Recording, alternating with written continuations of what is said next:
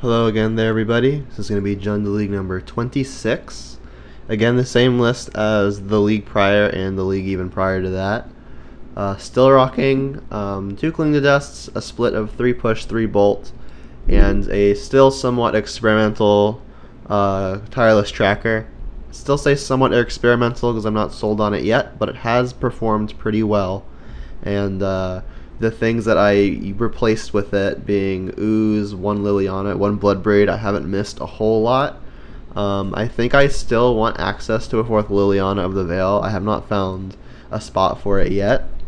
Although I have mentioned that maybe Kolaghan's command is waning in effectiveness, so it's popular. It's possible that a 4th Liliana is what I want over 2nd Kolaghan's command, but for now I'm just going to keep on rocking the 2nd Kolaghan's command. Everything else still pretty standard. To terminate, I still think probably the best choice between itself, Abrupt Decay, and Assassin's Trophy. And only playing 1 Ooze, so a little weak to graveyards, but we've got the 2 Cling to Dusts to kind of pick up the slack there. Let's look at the current metagame. No shifts since the past few days. Still Uro coming in at first, followed by Blitz, Gruul, Blue-White, the mainstayers. Both versions of Tron still clinging to the top 8. And then Jund, our hero, actually moving up to 9. So with that, let's jump into the league. I'm not going to go over the sideboard. I've done that pretty ad nauseum in previous videos, and not much has changed since the last 3 deck techs. So let's just get into the gameplay.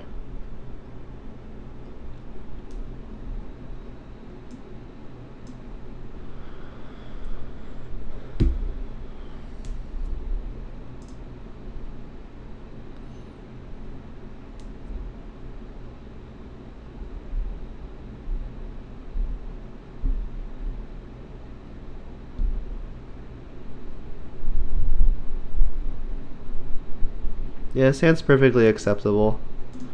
It needs a threat, but we've got adequate disruption.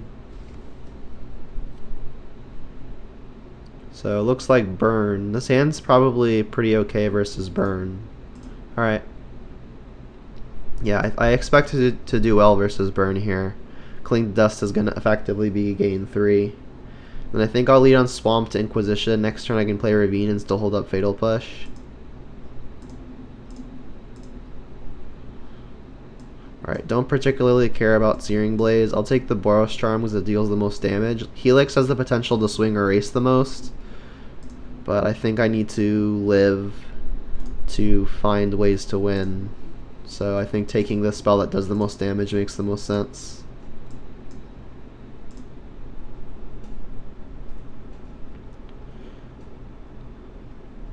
Alright, so this looks like a fine Ravine turn and go.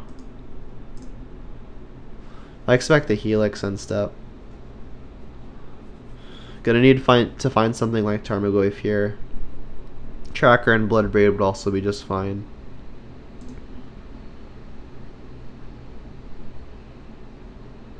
We may see the opponent just not play the land to keep up Searing Blaze, or to keep Searing Blaze available.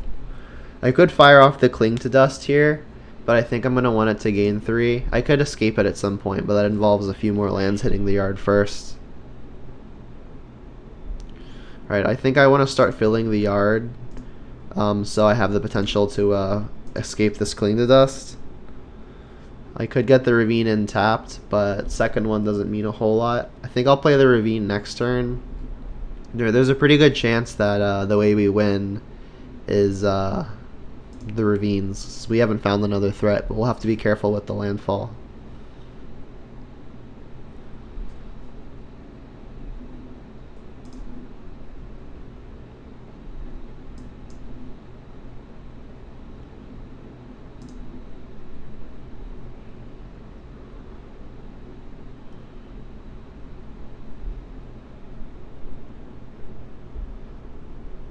Oh, nice. 2.5K? Is that 25K? No, 2.5K in 18 minutes. That's pretty good.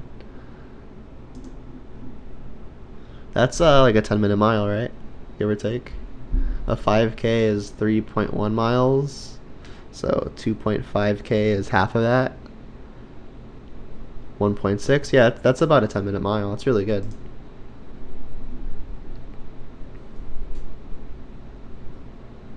Congratulations. Alright, so let's just Fatal Push this. We can use the Cling to gain 3. We know their last card is Searing Blaze.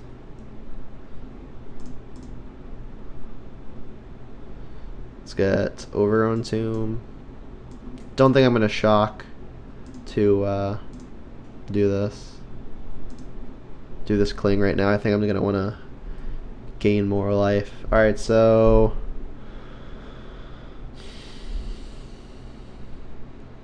fetching means that I'll have a 4th card. I need 5 other cards in the yard. So between Bolt and the fetch land, I do reach that. I think I'm gonna want to guarantee the ability to attack with Ravine next turn if I want to. So I think I'm just gonna end up playing the Ravine and then I'll Cling to Dust them. I think I should probably just do it now to gain the 3 because they could draw Skullcrack and that'd be pretty annoying. So I'll just Ravine, say go. Yeah, and I don't think I'm going to be Lightning Bolting end step. I think I'm going to hold it for probably the face to erase at some point. We've got push for the next creature, but right now it looks like we're going to have to get there with Ravines. Alright, we're okay with that. We've got the push. Alright, another land. Alright, so now they get to instant speed landfall for their Searing Blaze, so this doesn't look like a turn where we're going to get to attack with Ravine. Alright, this is happening no matter what, so let's just do it in response.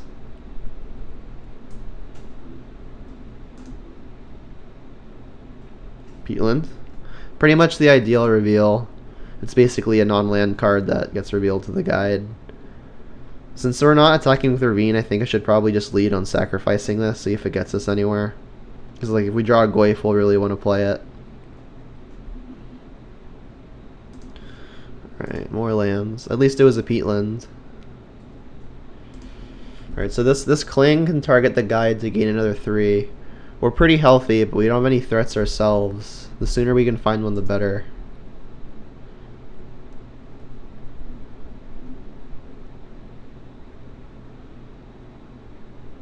Skewer. Alright, so Searing Blaze is down for a turn. So I think that means we're going to get in with Ravine. Obviously another land pretty bad. Alright, so pro tip, tap your Ravine that you don't want to attack with first so it's easier to make sure that you're activating the right one.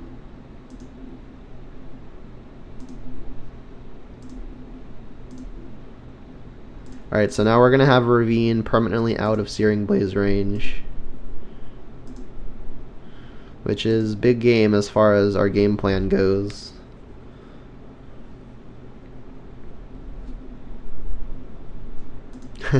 Eric, yeah, I don't want to misclick. Alright, so Searing Blaze is still good for 3 damage to us at some point. And Liliana is actually a pretty good reveal. I think I'm just going to Liliana here. And I think I'm actually just going to go straight for plussing it. I've got the Bolt to deal with the guide. And I'm going to want these Ravines to attack pretty freely. We're going to guarantee getting value out of it this way. We won't be able to kill a creature at instant speed on future turns, but I believe that to be okay.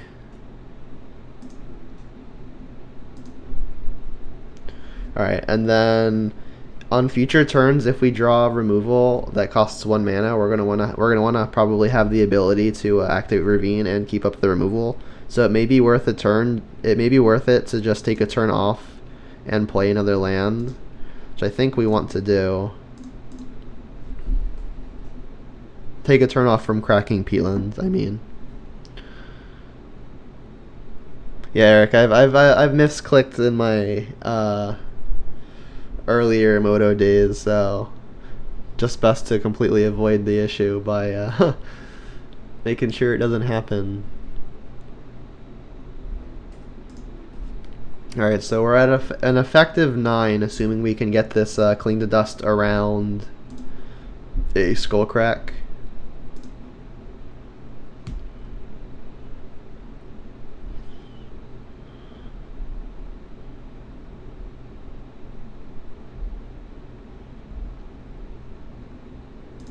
Obviously gonna let this thing trigger. We're bolting this no matter what, so might as well just do it now.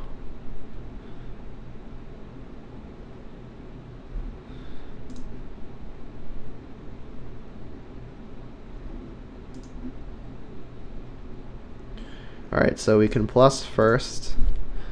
So if they do have Skullcrack, we won't get blown out by their various burn spells. Alright, so let's just get in with the Ravine now.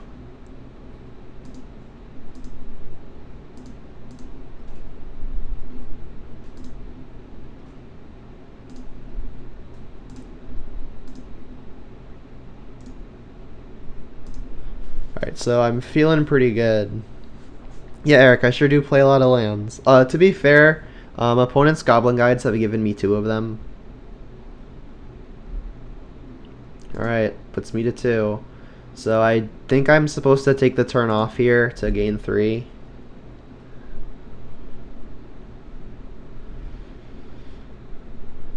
We can sack Peatlands first to see if that changes anything.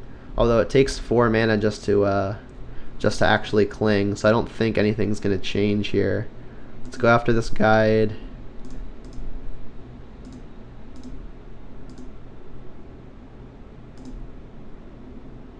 Exile 5. Don't really have any creatures to care about.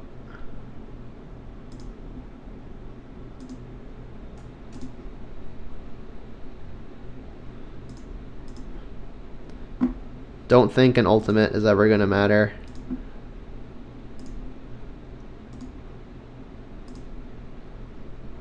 Alright, so we still are lacking a source of pressure. I mean, we've got the Ravine, but it's pretty mana intensive. Yep. Alright, they do have one more guide that we get to eat.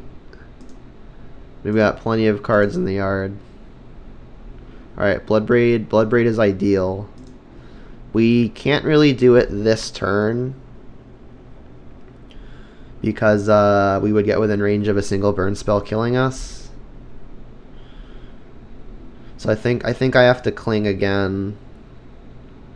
I could just ultimate to take him off 2 lands, but that doesn't actually do anything. The one thing it would do is make sure they can't like skewer or Rift Bolt us on their own turn. But I'm a big fan of not dying. Don't even think I'll plus. I mean, I think I should keep plussing because that will feed future Cling to Dusts.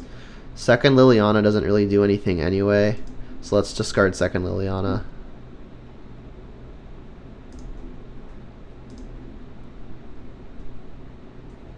Alright, let's just cling. Target their guide.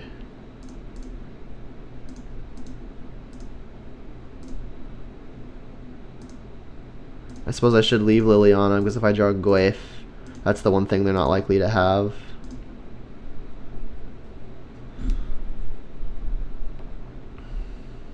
And then I should probably just hold the land.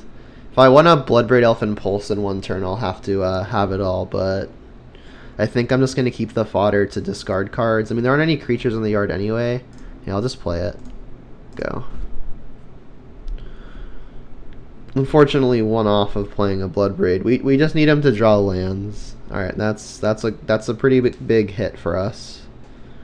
Or I guess more so miss for them. But I mean, they drew some burn spells for a while. So pretty happy they finally missed one. Alright, Tracker, just another creature to play. Pretty good. Do this first. See what we hit. Another Tracker. Alright, well, I'm happy with any amount of pressure here.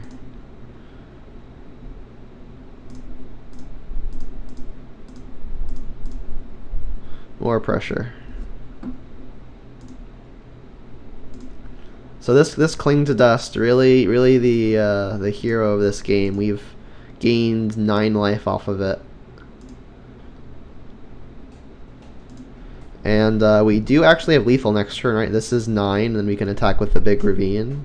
Yep, so I think we just win here, barring a 3rd copy of Lightning Helix. We will get to plus Liliana, so not a huge danger. Alright, so let's just plus. Then just hope it's not a Lightning Helix. Skullcrack is fine. We'll go to 2. We'll discard a Maelstrom Pulse. And then let's activate Irvine. Let's double check the math real fast. 3, 6, 9 plus 6 on the Ravine. That's more than enough.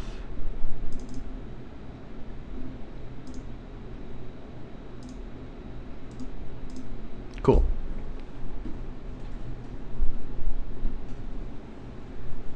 Yeah, you bought 2 Klings as you've seen it do a lot for me. Yeah, it's done a lot. It pretty much won us that game. It bought us enough time to actually find things that are good.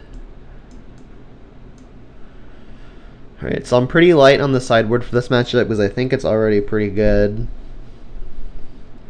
Let's just take out some Thought Seizes. And then Ren and 6 doesn't really kill a whole lot, so I like trimming those.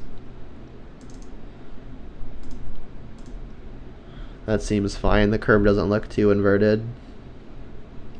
Not super excited about things like Kolaghan's Command and Maelstrom Pulse, but they could be fine. They're definitely better than Ren and 6, I think. I know, definitely followed by I think is kind of a conundrum, but whatever. Yeah, this hand's fantastic. Not even gonna complain that this peatland is gonna be on the painful side. We don't have anything to do turn 1, but we've got the Brutality and we've got a Goyf, which is our best threat. The opponent also mulligans, so that's pretty sick.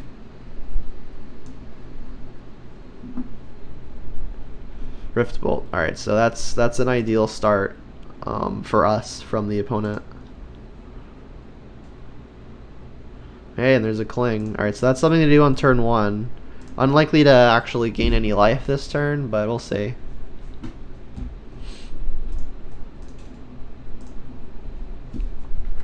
If the opponent is playing Chandra's Incinerator, there's a chance they could beat us with that, but we do have Terminate, so maybe not even then.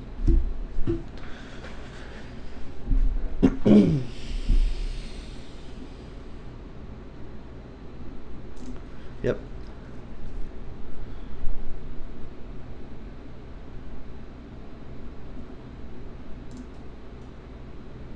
So there's no guarantee that Brutality is going to do anything as far as the second mode goes past this following turn. So I think I'm just content escalating it once right now.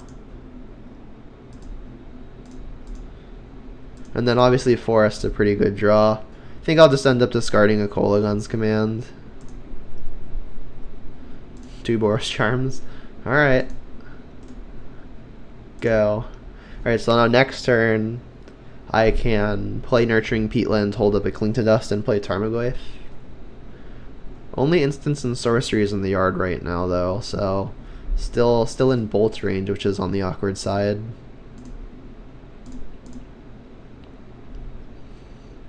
Alright, well them stacking this now means that they can no longer bolt the Tarmogoyf.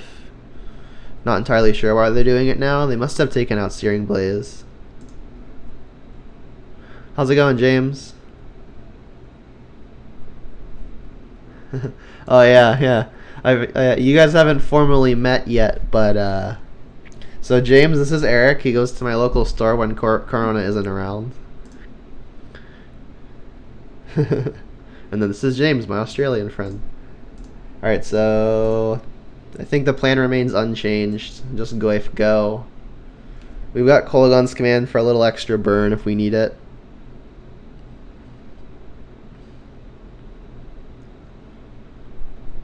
Skewer, target me, yep. Alright, so we do need to hope the opponent doesn't draw back-to-back burn spells. Unfortunately, we don't have any creatures in the yard. Oh, that's a good one. Alright, so let's just get that into play. So the opponent can't kill us from 5. So this Clothis should be pretty excellent. The way this doesn't work is if the opponent hits a Skullcrack on this turn. Yeah, James is up bright and early when it's almost bedtime for me.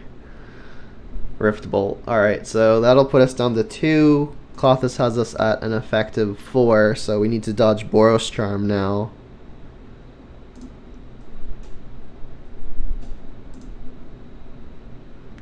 Don't think it matters a whole lot what I hit as long as it's not a land.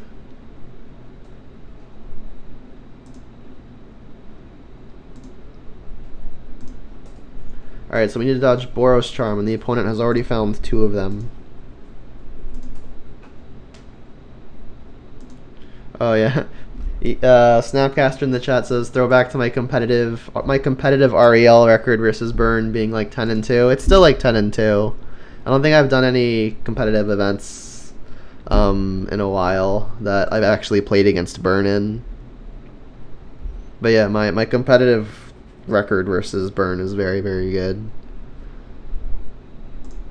Alright, dodge the Boros Charm, please. They're on a 2-outer, I'm assuming. Like, I could draw step it, but they've got a card in their hands that doesn't actually change anything. I mean, I guess if the card in their hand is a sorcery, it changes something, but I have to take a life to do it anyway, so that actually increases their outs by a lot. So I think I'm just supposed to hope that they haven't drawn Boros Charm or 2 1-mana spells. Alright, that can get terminated at a cost. They just didn't attack? Alright, well they don't have it then. Pretty sure I should not be terminating this now. I can terminate it painlessly if I just untap. Let's just untap.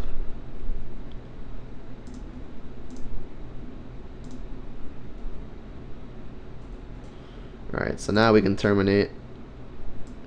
We could also just Kolaghan's command them. I mean, we can do that in response to something, should something go poorly. So let's just pay a life here. We can't die to anything. But if something stupid happens, we can respond with a Kolaghan's command to the face. Cool. What matchup do I think I've played the most? That's a good question. Oh, it's actually got a really easy answer, but not for a practical reason. So Connor and I used to jam Jund versus Jeskai Control. Just because those are the decks that we had at the time. So I think I've put in about 300 or 400 matches versus Jeskai Control. That's when it was at its peak, not like now. But it's still probably my most played. Like I've also played against Jeskai in the competitive field. I played against Peter Ingram pretty much 2 weeks after he won a big event with Jeskai Nahiri. That was fun. I'm pretty sure... I know he won. I'm pretty sure I got in the first game and he won the next 2. We didn't live together. We were just always at tabletop. It's when I was new to town, like 4 years ago. Yeah, Connor was a big black-white tokens player. But his first like competitive deck was Jeskai.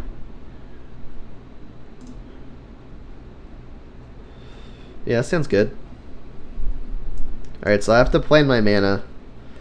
I think my first land is going to be Overgrown Tomb. It's conducive to casting a Tarmogoyf on turn 2. If we draw something like a Blackleaf Cliffs, we'll want it the most.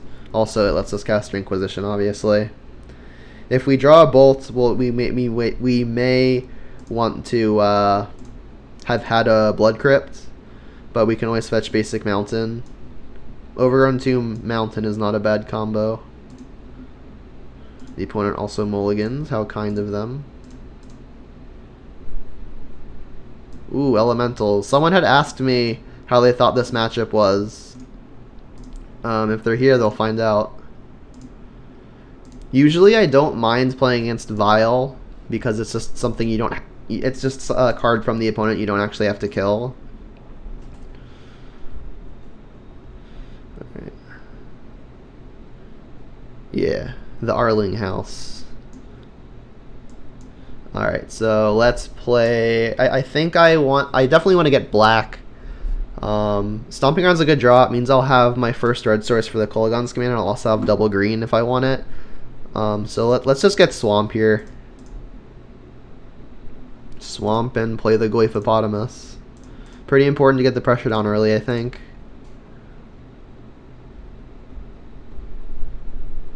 Oh, and Eric, you know who Snapcaster is. That's my brother.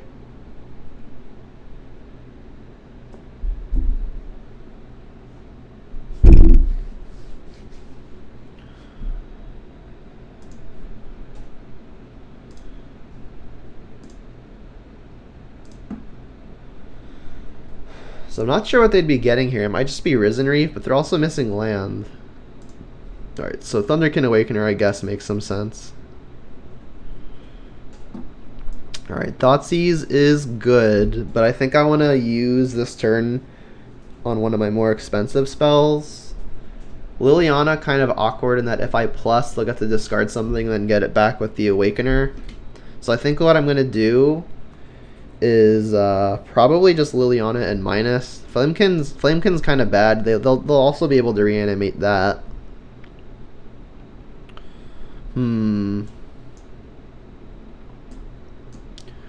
They can loop this too. They'll do 6 damage to something. And again, I can't really Thoughtseize it because they'll just bring it right back. Tough-ish spot. I definitely want to attack this turn, so it's just a matter of how do I want to sequence this. I mean, if they Thunderquin back this Flamewake Harbinger, that's not even that bad for me, I don't think. So let's just make sure I get the damage in. Again, I don't want to plus immediately, because then they will bring something back. That's much better than this Harbinger. Then we'll get in for 4, it looks like.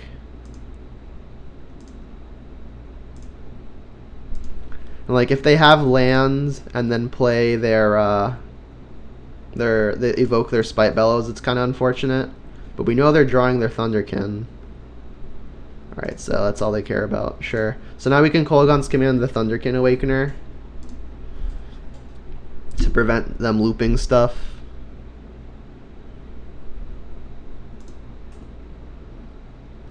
Alright, so kill Liliana, that's fine. You can tutor for something, sure. It's not actually card advantage, so that's something I can deal with. I'm assuming they're killing Liliana here. I would.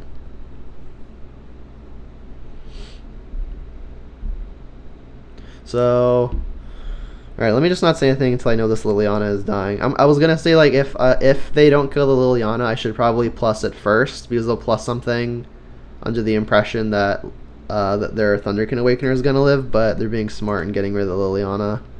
Goif will grow, so that's good. This thing dies now, yep. So probably untapped land is one of the better draws. Good. Alright, so now we can go Tracker into land into Thoughtseize, but I think I want to kill this Awakener before something stupid happens. Which means I'm not playing Tracker before the Verdant, but I'm pretty sure I'm okay with that if it means that I get to do this sequence. Alright, so their hand's not great. What did they even reveal, by the way?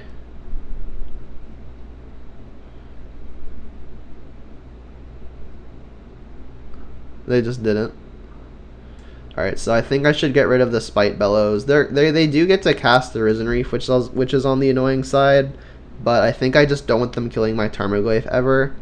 So let's take that, and then we can play the Verdant. And then this is happening no matter what. No reason to let this mess up somehow. I guess I'll just get Forest. I've already got all the black I could want. Alright, and then we'll Kolaghan's command, you. So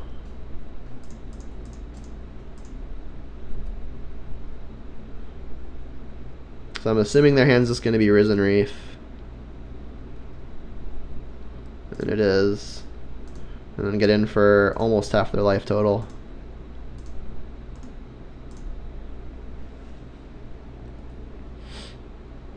So we want to dodge more Awakeners pretty much.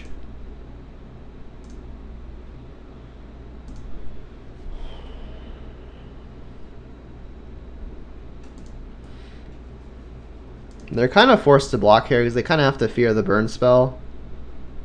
Alright, we don't have Revolt, but that's going to be good for killing an Awakener. Something we can cast in addition to playing our tracker. Wow, and they're just no-fearing it. Alright, so I'm going to leave push available, obviously.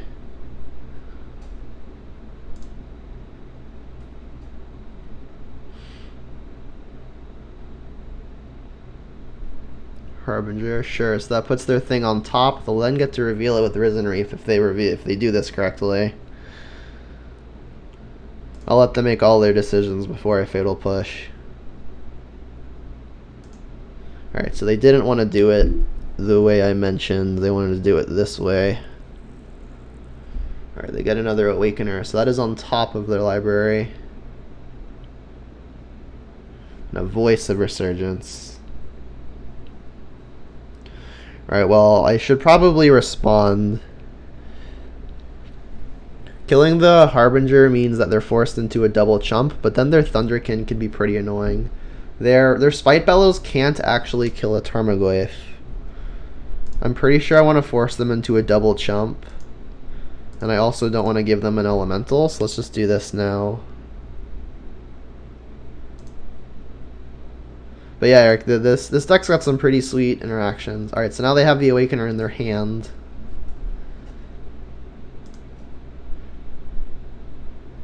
Alright, so now any removal will do it.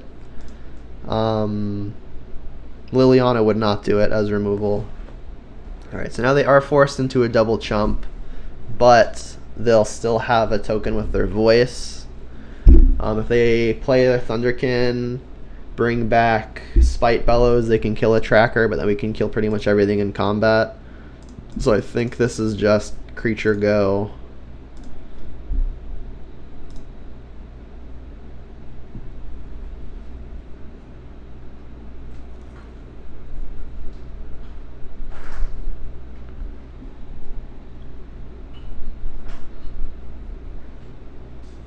Image. Is that going to be a Risen Reef? Yep.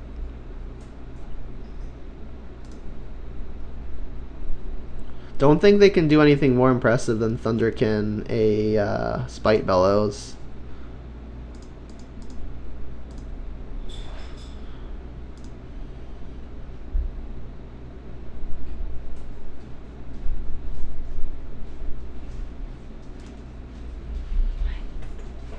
Hello. Impressive, huh? Yeah, it's pretty good. So butt-movie tired.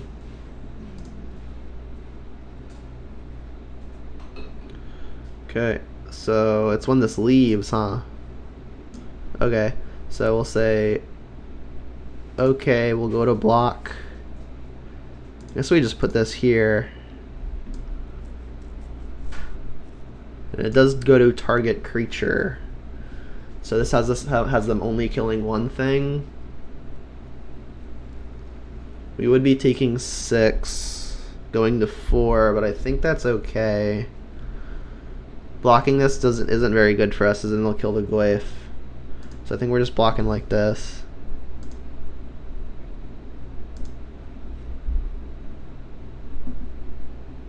Alright, so that'll leave. They can do 6 to a creature. Their hand is full, so we need something good. Lightning Bolt seems pretty good.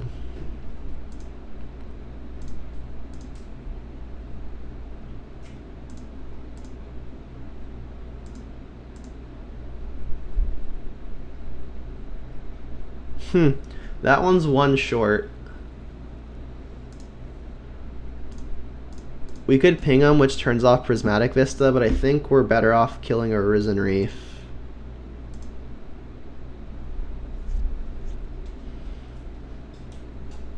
Does it matter if I kill, like, the actual one?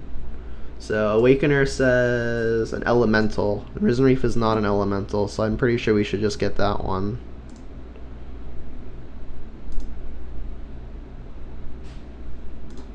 Alright, so again we force them into a double block. but we die to a haste creature. They've already used 2 Thunderkin Awakeners. I think we should just jam with both and then hope we don't hit a haste creature. They would have to play 3 other creatures for their Voice of Resurgence token to be big enough to be lethal. Alright, please no 3rd Thunderkin Awakener. Alright, they had it. They had the 4th one too. They had to play it all, so they knew that they had it. Alright. So elementals, this Plague Engineer card is really, really good. I think I want Brutality. Anything that kills a thing I'm in for. They've got a lot of graveyard stuff going on, so I think Ashiok may be worth it, but Spellbomb definitely is. Clothis may be good on a board stall. Alright, so let's take out Thoughtseize. Take out... Honestly, there's not a lot that I want to take out, but Inquisition is really, really bad as a top deck, so let's cut one of those. I think I like the Clings. Yeah, I guess I'm not bringing in Ashiok if there's not a lot that I want to take out. Take out a Bloodbreed. Bloodbreed's a more expensive threat, so I think I'm okay cutting one of those. Maybe I just don't want to overload on sorcery ways to kill stuff. You need 3 more cuts, though. I mean, everything seems pretty good here. I could cut a land, but I'm on the play. I don't think I want to do that.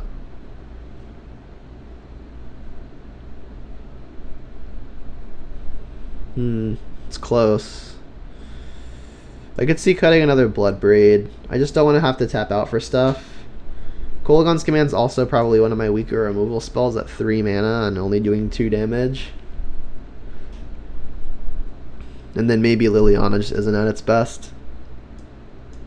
This looks okay. It's like a singleton Bloodbraid. Yeah, let's give it a go.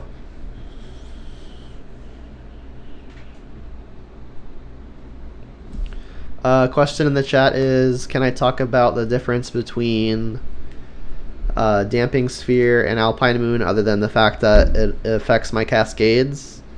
Sounds good.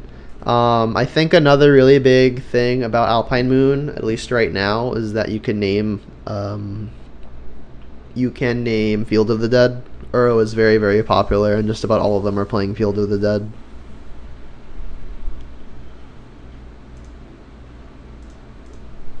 So we'll just Blood Crypt into Inquisition here.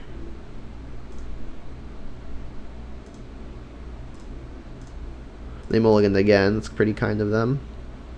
Alright, so we've got Double Vial. What does this do again? It's just a Lord. Alright, let's just take the Thunderkin Awakener. Like, I can Fatal Push it, but like I just don't really care about their Vials, especially since they have 2.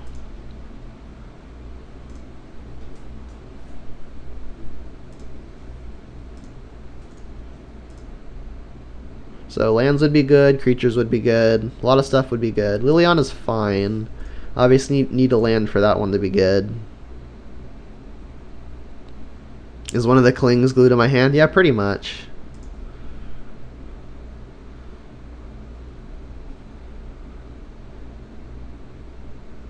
Alright, so there's another Vial, which is a card I don't have to kill, so that's fine for me. Land here would be really big, particularly Black Source. Alright, well that's going to be really good too. I could Cling to Dust one of these cards just to see if I can spike a land, but I don't think that's wise.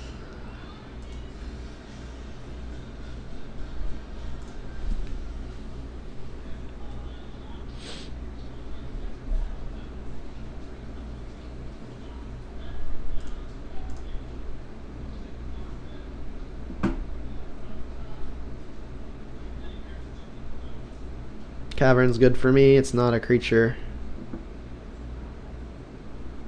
Soul Stoke, yep. So now I know nothing. Would still really like lands. I think now I'll just go ahead and Cling to Dust their non-creature, because a land means a lot here, especially a black one. Alright, well I can bolt their Soul Stoke. Don't think there's anything they could violin that would bite me here. Yeah, so still land would mean a lot. Alright, well if it's not a land, at least it's something I can cast and impacts the game in a meaningful way. Ideally. No guarantee this Goyf is going to be good long run, but for now it should be okay. Leafkin Druid, wow, okay. That one I'm okay with. Mana's not exactly something they need right now. Not that I need to, but I could Fatal Push it if elemental count actually matters for something at some point.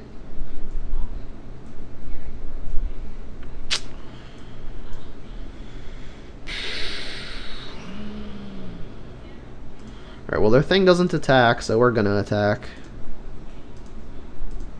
And if they activate Vial, I think I'm gonna just kill the Leafkin in response.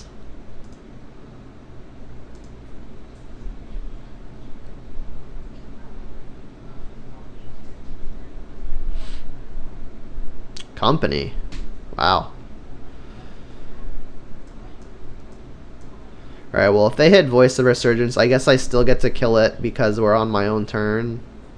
So I get to see what they hit here. Wow.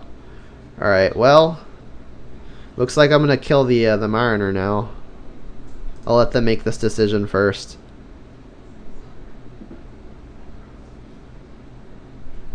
Why didn't it let me kill the Mariner? I always mess that up.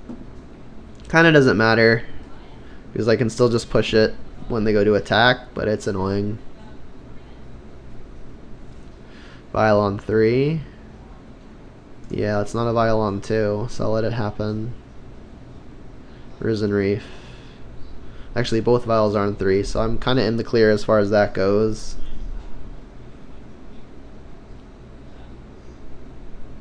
Alright, so they can't put in another Mariner, so I think I'm okay with this happening. Skelemental, jeez. Really wish I had this land. I mean, I kept a 2-lander with spells I could cast. I don't really think I would do that differently.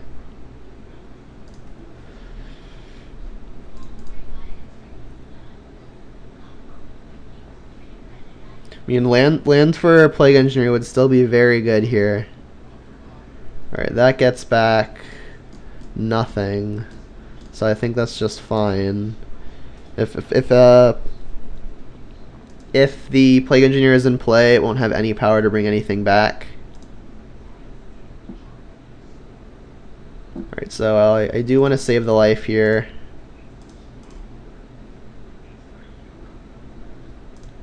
Let's pay 1, say yes.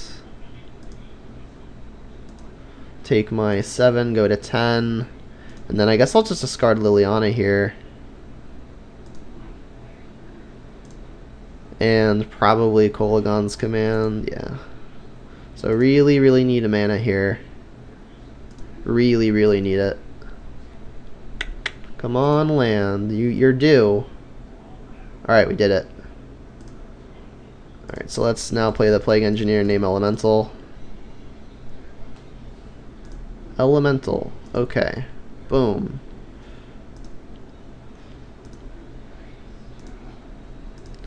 Get in. And again, their Flamekin Harbinger has no power, so it can't bring anything back. Unless they can pump it somehow. Another Incandescent Soul Stoke would accomplish that. Vial, that is fine. Something I don't have to kill. Cool. Alright, so I think I'm just going to go ahead and kill their board here. Don't care about the vials. Let me think. Is there anything that they could vial in to block and kill a Plague Engineer? I don't think so. Like, I could pulse them, but that doesn't seem advised. I could just pulse the Druids and leave the Fatal Push for something. I think I'll do that. Swamp is still in the deck, too. So let's just eliminate these as blockers, so if they want to start hemorrhaging the damage, they have to like actually throw meaningful stuff in the way.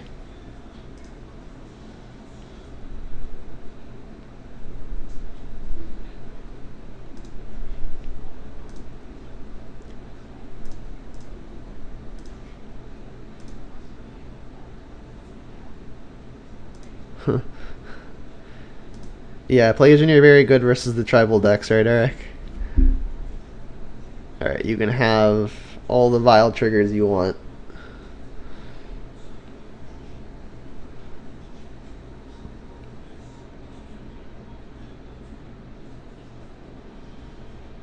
And we did it pretty much single-handedly off of the back of a Plague Engineer on turn 5.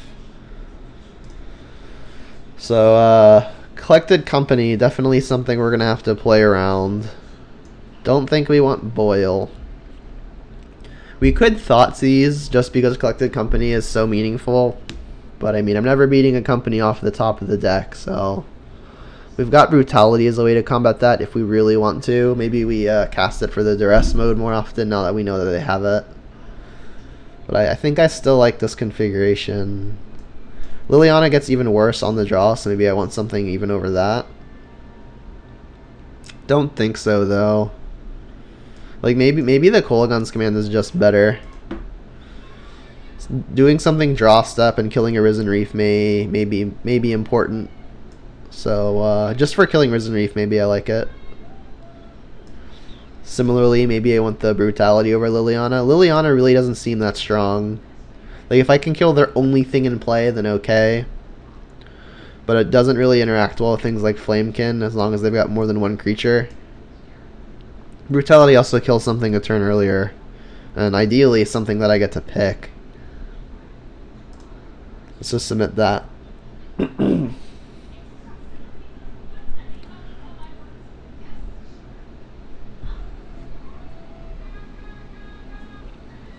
Oof. What did the opponent do?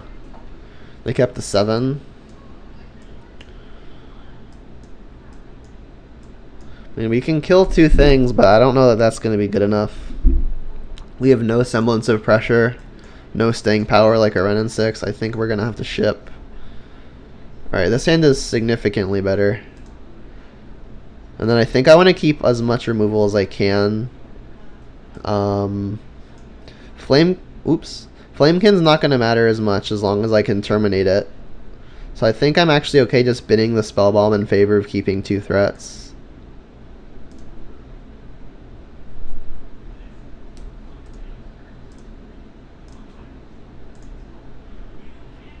Got the Vial.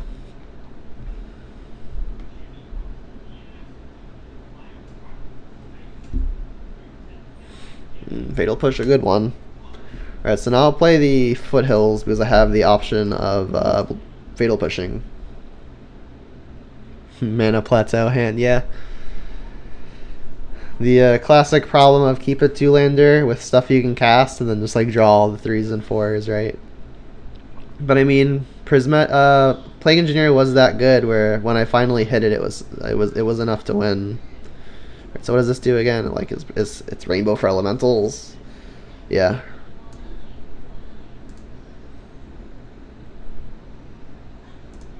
Alright, so this looks like a turn where I'm just going to get down a Tarmogoyf. I'll get Blood Crypt here. Don't actually have Lilianas in the deck anymore, but I've got lots of black removal spells. So I think I want to get the black land so I can double spell removal more reliably.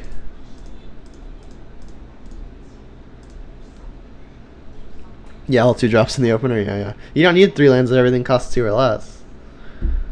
Big brain. Alright, so I gotta imagine this is gonna be a Risen Reef. Yep, there it is.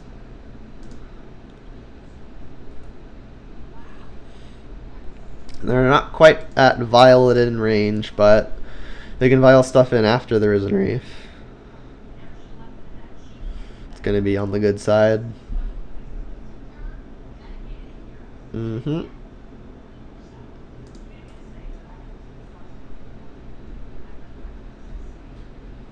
So that's going to have to die on site. Ideal draw would be a fetch land because then we can deploy second Tarmogoyf and Fatal Push it. Alright, well, a land is better than nothing. This will enable us to terminate and hold up a Fatal Push. We could just use the Brutality. The opponent has demonstrated that they're playing Collected Company, so it's possible I want to escalate this.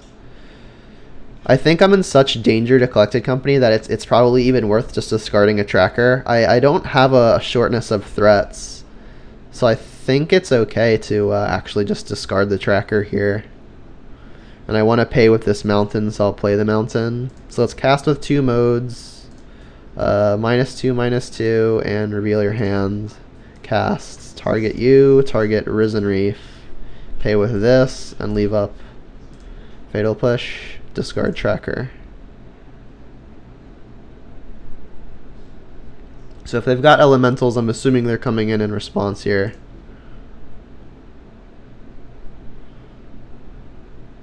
Healer of the Glade. When it enters, gain 3. That's okay. Pretty cool that we're gonna, assuming they reveal a Collected Company, we'll even get another look at it. Alright, well, they've got some stuff. Alright, so they've got Skelemental and a Spite Bellows. Jeez.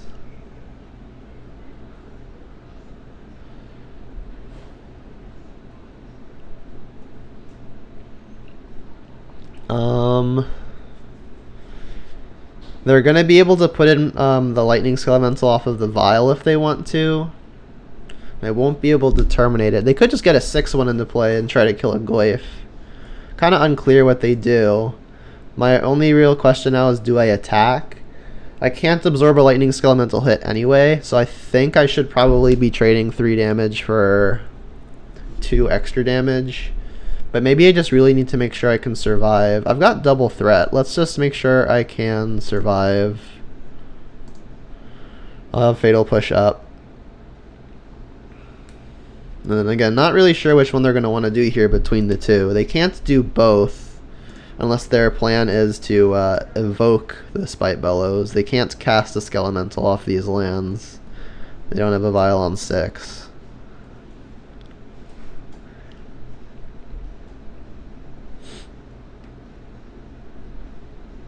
Alright, what'll it be? I'm assuming it's Skelemental. Okay. They drew something on 2.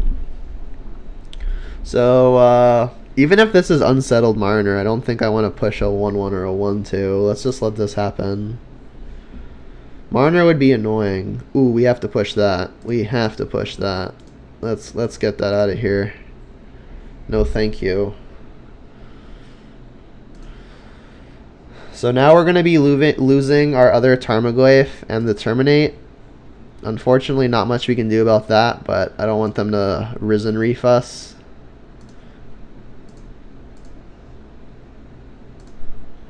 Alright, so we're going to need something pretty big here. Alright, they're just going to evoke this now. Yep. I mean, if this was their plan, they probably should have done that first main, because they would have been able to attack with their one power stuff. Alright, so we have lots of good ones here. Plague Engineer would be best. But I mean, we're at parity right now. Alright, Ravine. Not great, but not worst possible. I mean, this is going to be the first person to draw a Haymaker, I think. If they can just draw lands, we'll be in a good spot. Or 1 Bloodbraid would be a pretty good hit. Bolt, not ideal. I'll probably save it for something that comes out of a Vial. Maybe a Lightning Skelemental.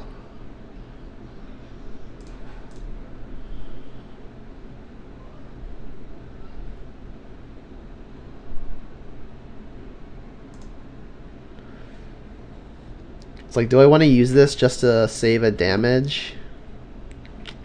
I mean, it's not very exciting, but I am pretty low.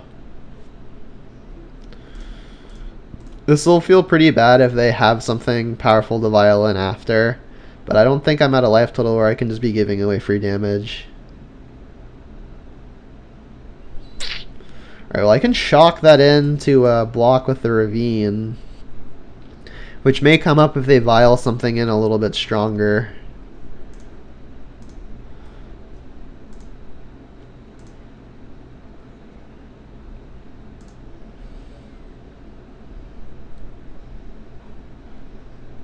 Yeah, like their last turn was pretty powerful no matter what I did. I agree, James.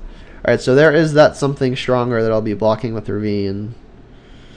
Kind of stonewalls them. But I mean, if they just hit something like a Skelemental, it's over. They can't cast it, but they can vial it in.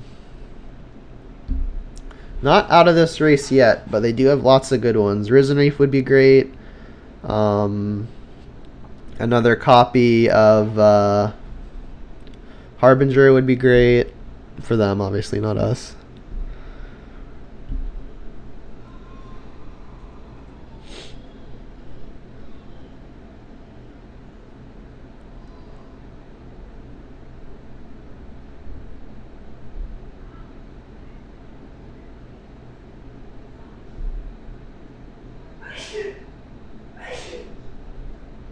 Alright, well that'll fix their draw step, which is pretty bad. Me need something like a Kolagon's command so I can knock it out. Omnath, Locus of the Royal, huh?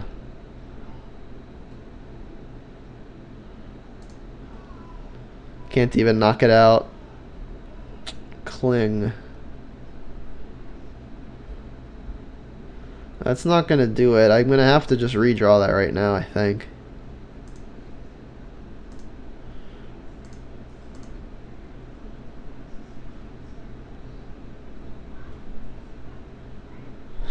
Brutality. Don't think that does it either. We get attacked for 2. And then Omnath comes in, deals 3 to us, puts us to 1. I mean, it's not great, but it's the only play I have.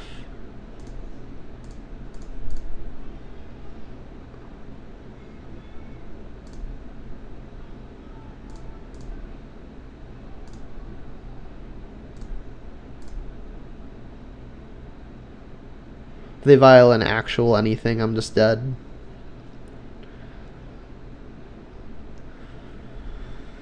Alright, so they have Omnath and the thing. Yep, Omnath. Even if they have a land, they kill us, right? Because they could put a counter on something with the Omnath. We will take 3. Yep. And there's the land. So that triggers, they put it on a Flamekin, and we die. GG's. Yeah, I mean, if we had any of our stellar sideboard cards, I think we were a favorite. Like if we found the Plague Engineer at any point, I don't think we could lose. But yeah, we did mulligan once already, and like when we have a keepable hand at 6, I think it's a little too risky going to 5, digging for exactly a Plague Engineer and the lands to cast it.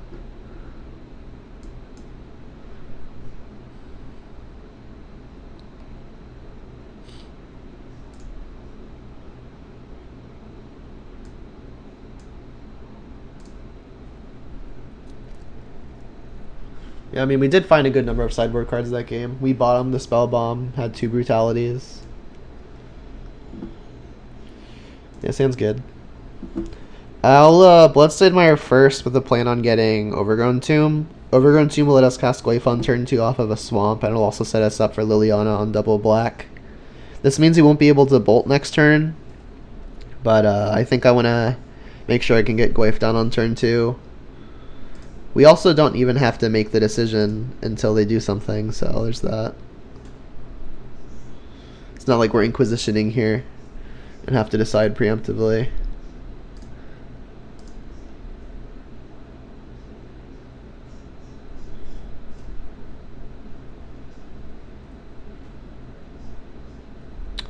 Steamman, so either probably Storm or Blue-Red Prowess.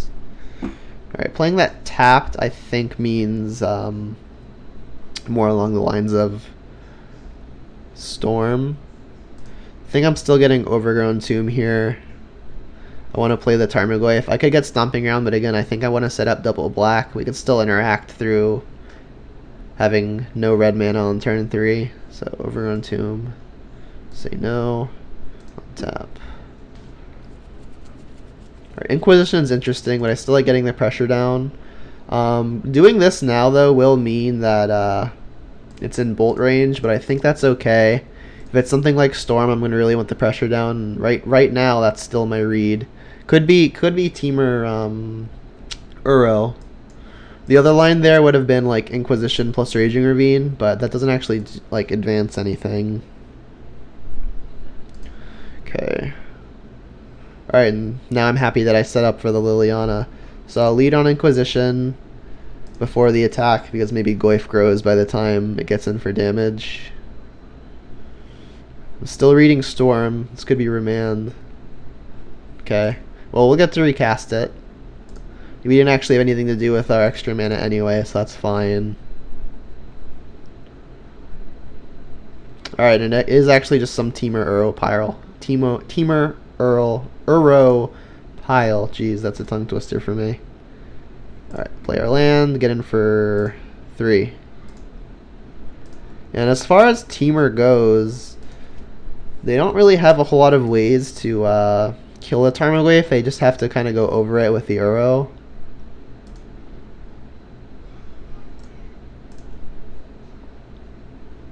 Pretty cool that they also don't yet have green. Alright, Pulse is strong, but I think this is a stronger Liliana turn. We'll hope that the one card they have that we don't know about isn't another Remand.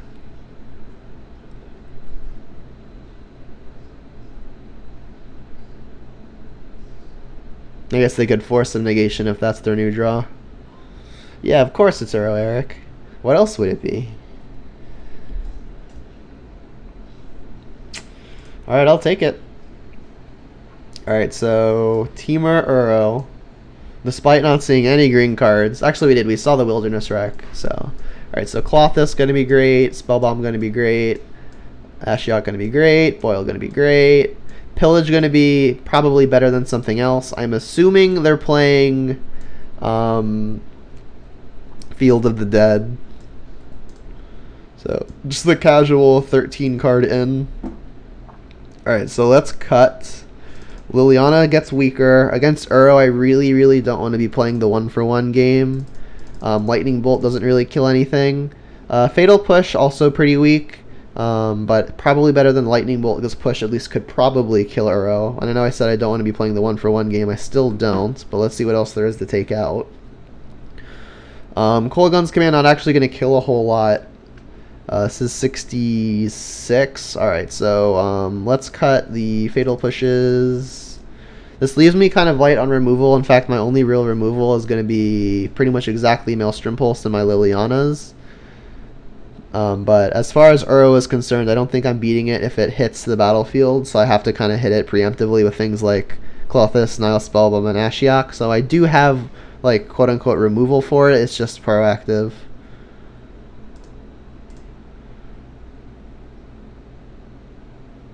Oh, and I like cutting the Inquisitions because that's what Brutality is for.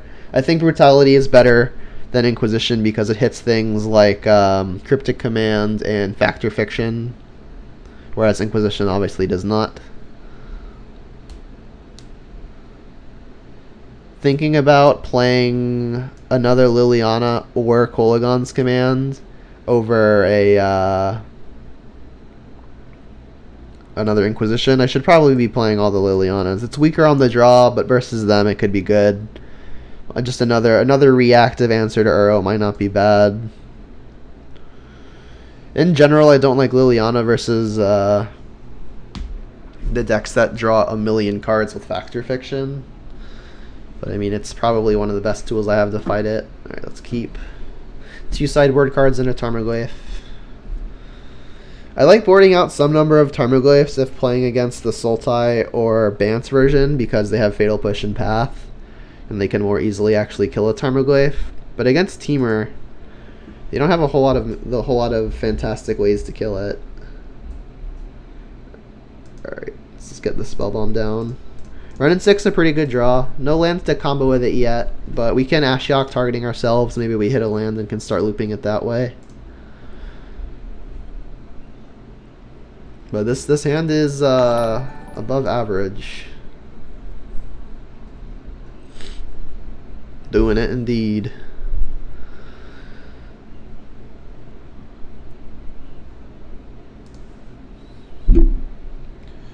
Alright, I'll get the Goyf down. They can bolt it, but that's fine, especially now since I have a backup.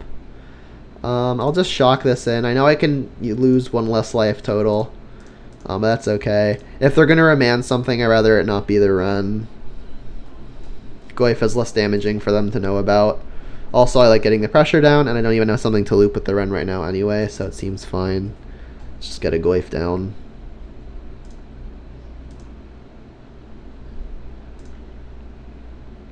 So far, so good.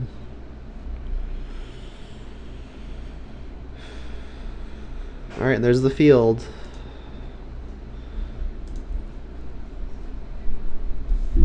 Alright, so as far as stunting the growth on their mana base goes, I think I may want to get the Ashiok down to hemorrhage the fetch land plan. Which I guess that means if they're going to counter it, I'll want to play the Ashiok first, so Goyf at least hits for a little bit more. I've got double black already, so let's just slam the Ashiok and then say, does it resolve? And then if this resolves, I'm going to target myself. Darn. Alright, so it's countered pitching Nexus.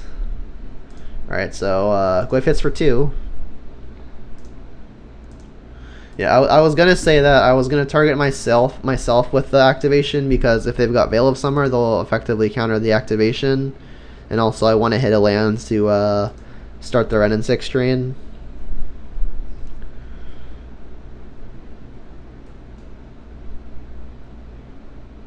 Alright, so this could be a Wilderness Wreck.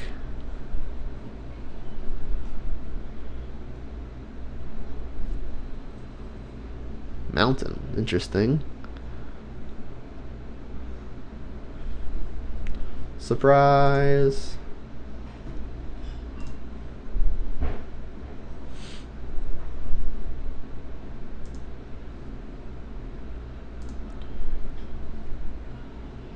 Alright, so if they're gonna counter Uro, I think I'd rather lead on it. Which would enable me to get in a second Tarmogoyf and also attack for more with this Tarmogoyf, assuming this gets countered and adds Planeswalker. Alright, well, Factor Fiction. This timing kinda strange. Maybe they're just digging for Force of Negation. Alright, so other Factor Fiction is pretty high priority. This bolt kind of low priority. I think they're going to take the Factor Fiction Lightning Bolt. Kind of okay with them having a bolt with the Factor Fiction. Putting Uro in the yard means I get to Nile Spellbomb it.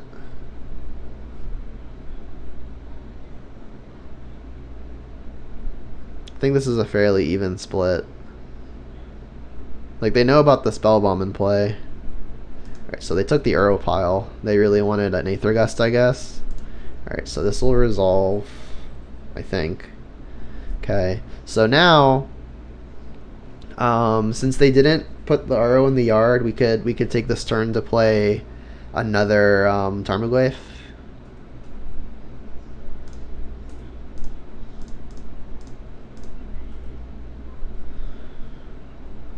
And I really doubt this is going to come to an ultimate. Let's do damage to them.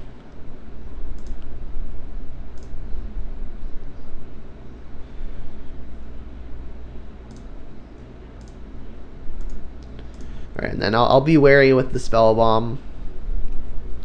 Not hoping to have to crack it now, but I will if I need to. They can't Mystic Sanctuary with how they're set up right now. There goes the Tarn that I know about. To note also, if I find Alpine Moon, that is something that Aether Gust temporarily takes care of. But this Field of the Dead's gonna be a doozy. There's the Uro, surprise.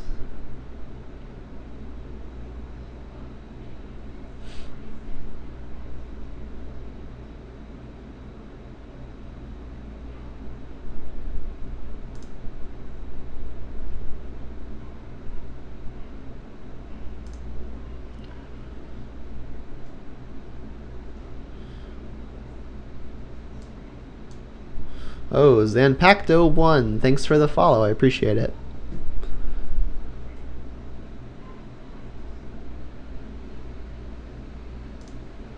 Man, this Ashiok would have been so good. Speaking of so good, how about this Blast Zone? Gonna kill 2 Glyphs and they're running 6. Not great.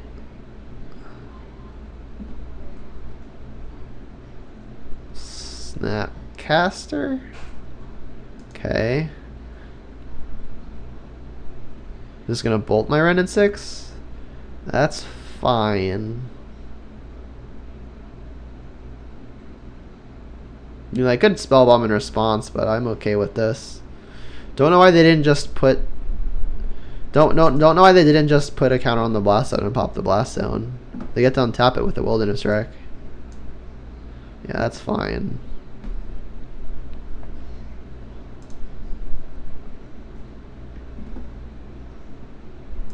So we know about 2 gusts, or sorry, 1 gust, 2 other cards.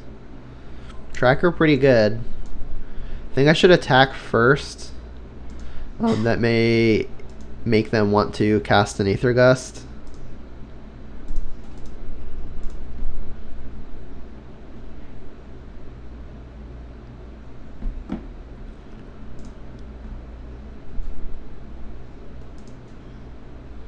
Alright, so if I cast this Tireless Tracker, it's almost definitely getting countered. But I mean, it's probably good to diversify the threats. I mean, if they don't just counter this, I'll get a card off of it. And then Shocking means I can get the card immediately, but I'm going to want to pop the Spell Bomb now anyway.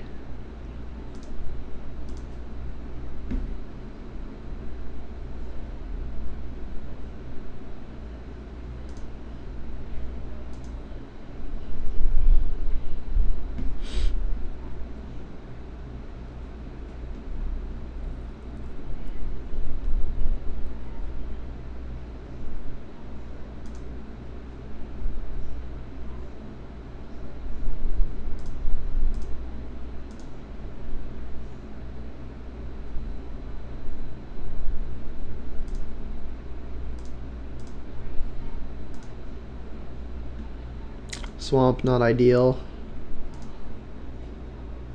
Alright, but at least that Uro is gone. Unfortunately, their Field of the Dead is going to start pumping stuff out.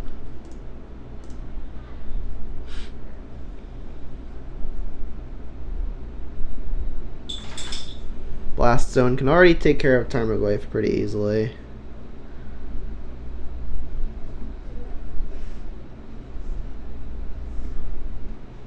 Thoughtseize, not terrible. Alright, let's guarantee we get our clue.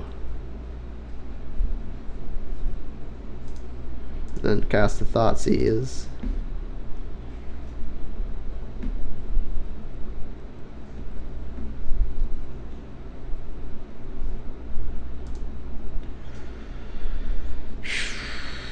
Let's top it. We can draw it off of a clue and then replay it.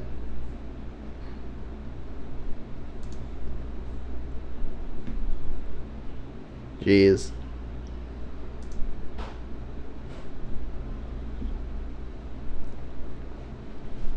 Alright, well these Glyphs aren't living anyway, so let's just get in there.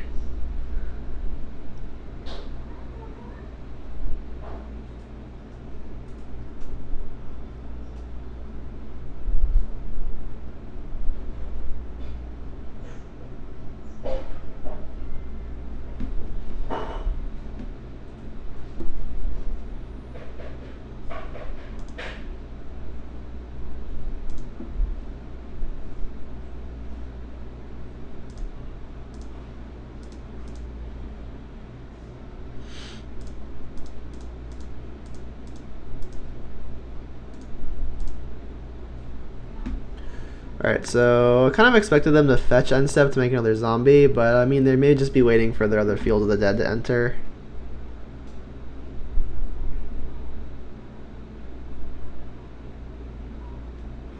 Alright, other Field of the Dead wouldn't actually have 7 lands in play, so this makes some sense.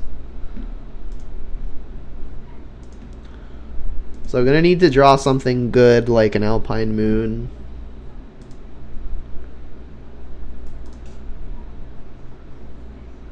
Alright, well, Bloodbreed could hit it.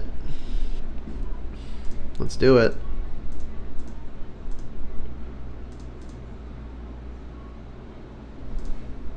Come on, Alpine Moon.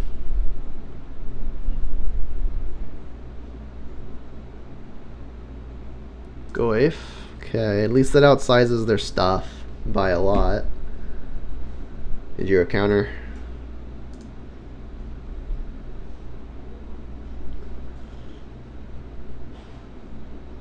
Yup.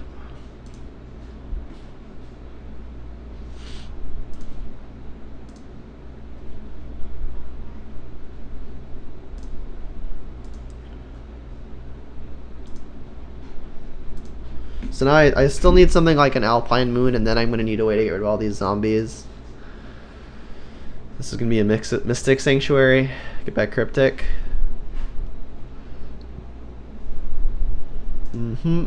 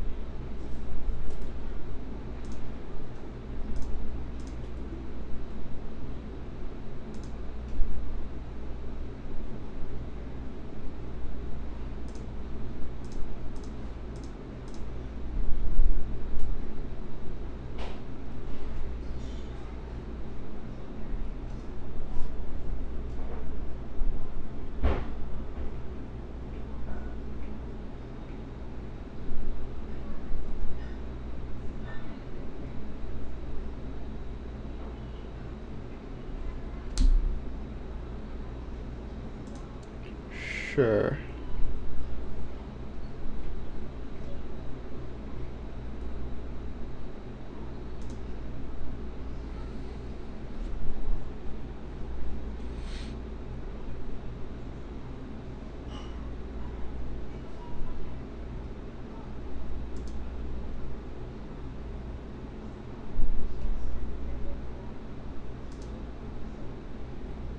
This timing is all kind of strange to me.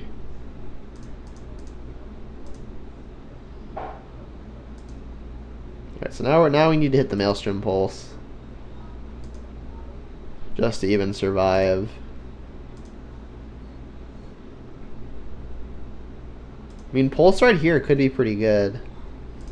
Get in for 6. It's gotta be here though. Liliana not quite gonna do it.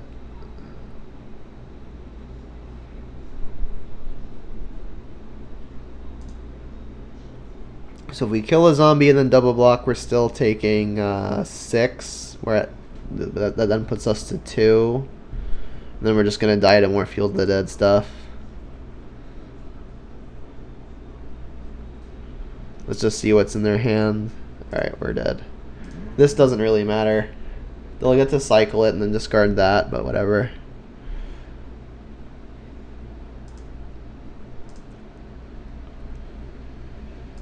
Alright, so as suspected, they're on the Field of the Dead plan. Yeah, I think I've sideboarded correctly.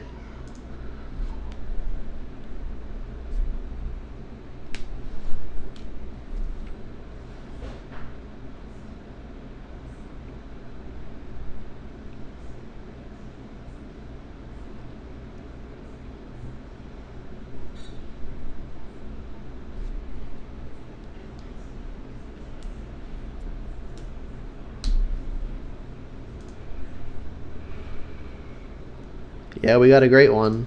This hand's very good. Maybe worth it to fetch shock an Overgrown Tomb, so that way I can cast Renin 6 on turn 2 if I draw it. My life total doesn't even matter a whole lot, so I think I'm inclined to do so.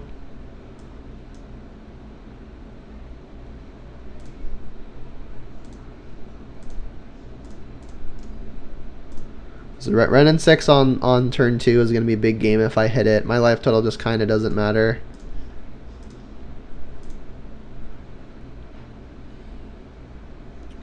Alright, Drew Ravine. That's fine. I'll just play that, I guess.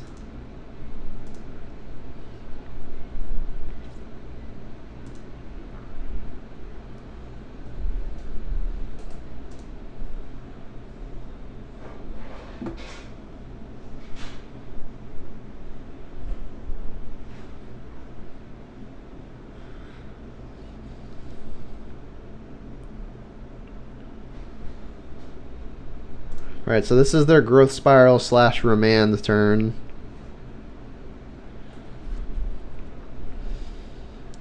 I think I want to stick the Liliana first.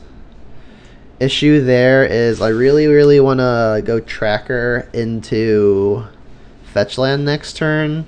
So what I play this turn between Liliana and Klothys is kind of close. They could have Force of Negation, so maybe it's important just to make sure the Klothys gets down. Let's Klothys.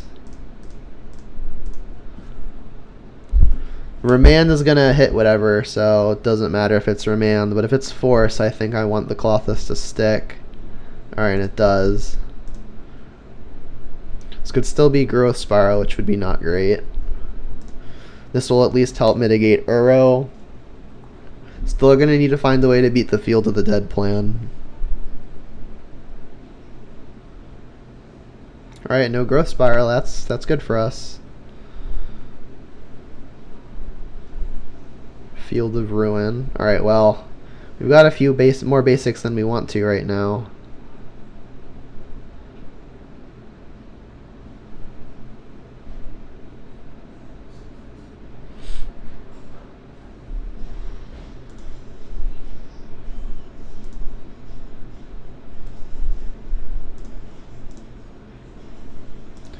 So let's make green.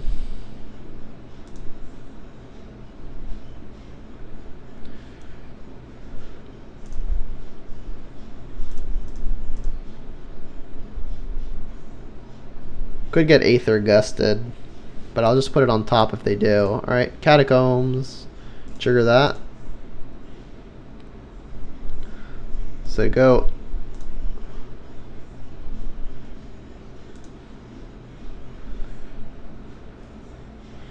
Let's also make their Field of Ruin better for us. Shock, huh? Alright, so Shock probably means Cryptic. Let's just go ahead and get a Shock land here. Let's make it Blood Crypt, more black, more red. Then I'll crack a clue.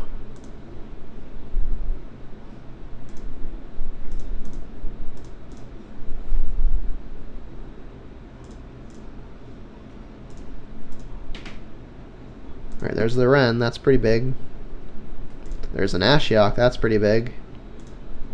Let's make a green.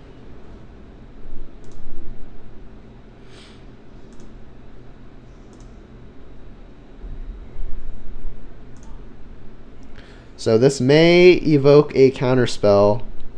If it does, I'll get to stick an Ashiok. Unless they've got double counterspell where one of them is a force. Counter draw. Yep. Alright, so now I'm just going to hope that they don't have double counterspell where their second one is a force. Cool, and it resolves right away. Let's just go ahead and target them. They don't have Veil of Summer available. And then get our land in, get a clue. And then attack.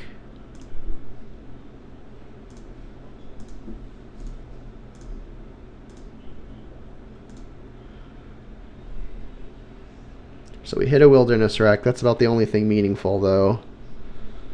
Still have an emergency spell bomb. Right, there's a field. Field is the way we lose.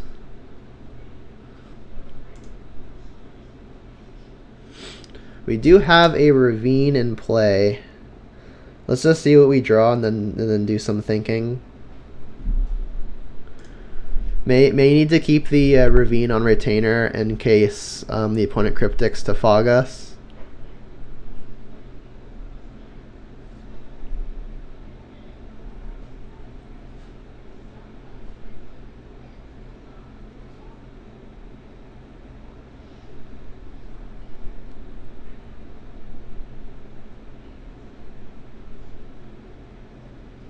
So now we've got access to 6 mana, 7 if we want to eat a land. Return an Ashiok and draw a card. Okay.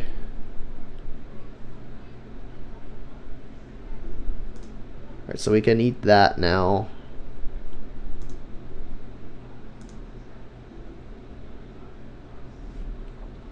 Play a land, trigger tracker.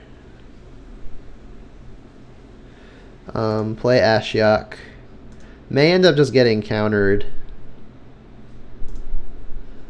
Like maybe they drew a forest and want to get it back on the way down. I mean that would make sense considering they knew we could just replay it.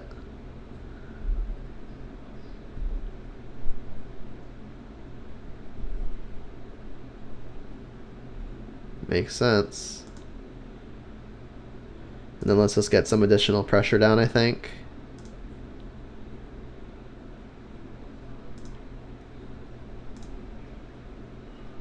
So they're going to have to growth spiral if they want to get Field of the Dead online as early as their upcoming turn. But I mean, even if they do, Cloth, this is going to be some reach damage. I'm sorry to make the cookies. Can we run to the gas station to buy milk to go in? Not for another hour or so. Can we leave the hour like 3 You don't have to. It's just like. Yeah, I won't be done for another hour at least.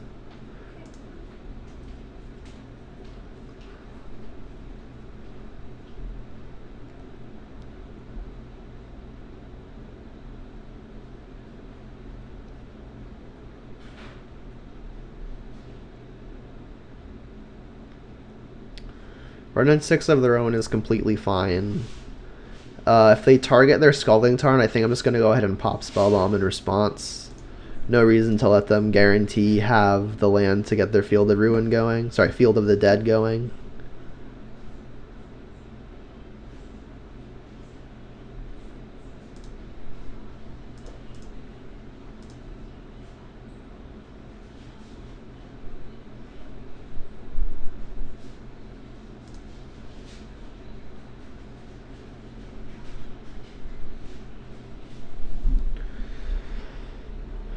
And the cards in our graveyard don't matter a whole lot, so I think I'll start targeting non-lands with Clothis to drain them that way.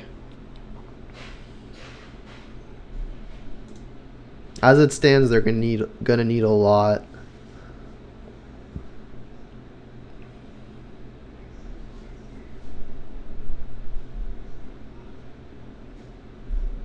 Tracker proving to be a monster here.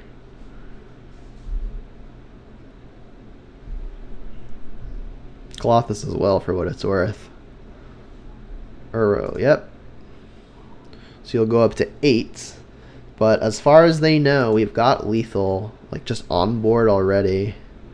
This can put a land into play, give him a blocker, but we've got Liliana to get rid of the blocker. Fetch land could give them as many as 2 blockers. That's a breeding pool, that's redundant. So, I mean, they know about lethal on board. And they've conceded. Sweet, we beat the Uro pile. Definitely doable. But it's a slugfest.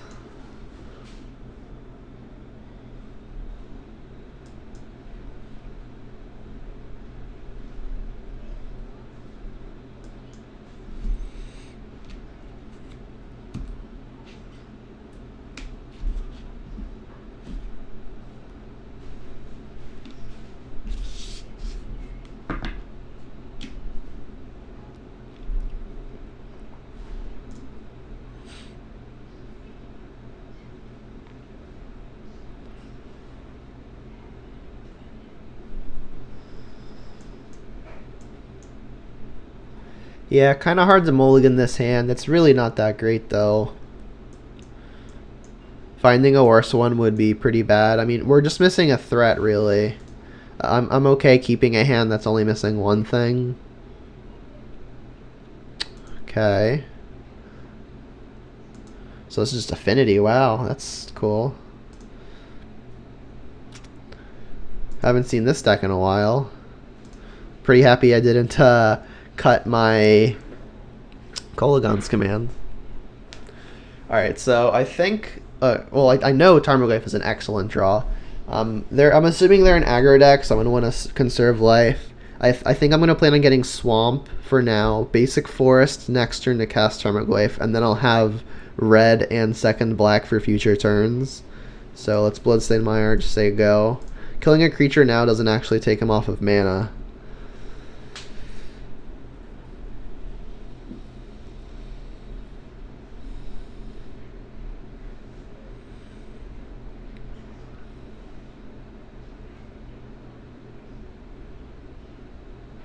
That's kind of aggro.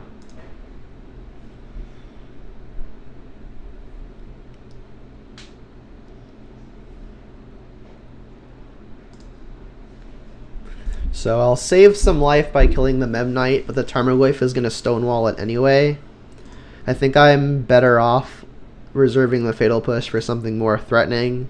Like this Ornithopter could very well be more impactful if they've got something like a Cranioplating. Okay, so I guess now I know that would have been a reason to kill their Mem Knight before it hits me. Alright, so now I will just kill the Ornithopter. Get a Swamp.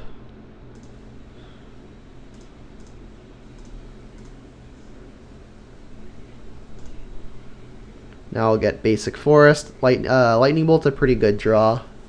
But I still think I want to get the Tarmogoyf down.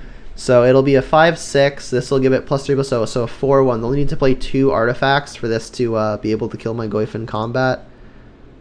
The odds of that happening aren't super low, but the upside is pretty high if this actually just bricks them. They're going to have to spend a mana just to equip the plating, which means they're going to have to put their other 2 spells with 2 mana combined. And they can like Ritual if it's a creature, and they can like tap a drum.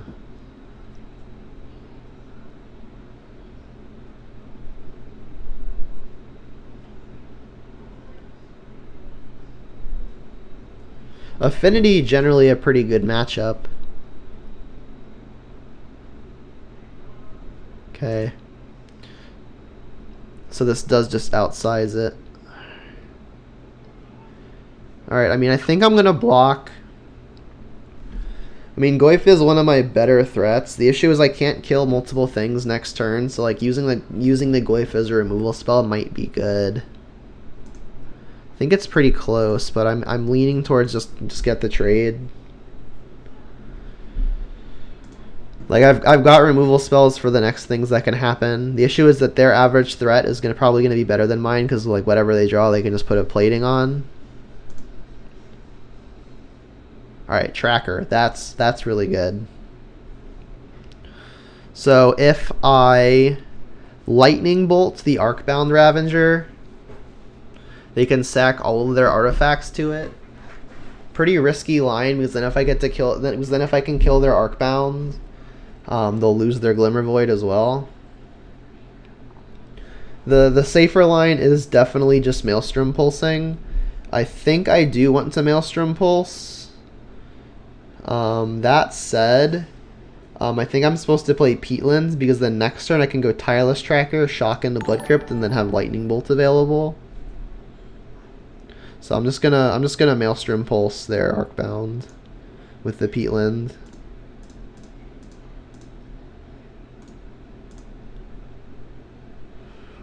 Also, killing this now makes sure they can't modular onto anything. So I'm at an effective 10. Sorry, effective 9, because I plan on tapping Peatland to cast Tracker.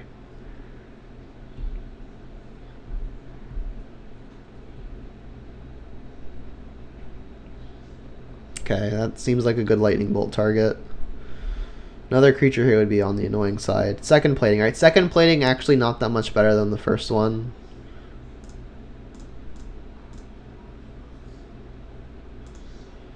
Alright, so now it's which one do I want to shock?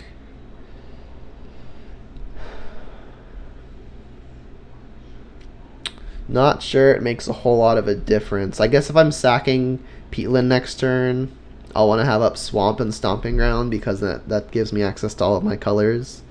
So let's make it Stomping Ground. And we'll say yes.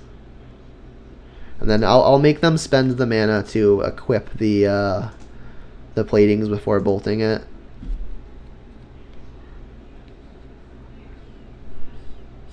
What's up, Larynx Punchworthy? It's a funny name.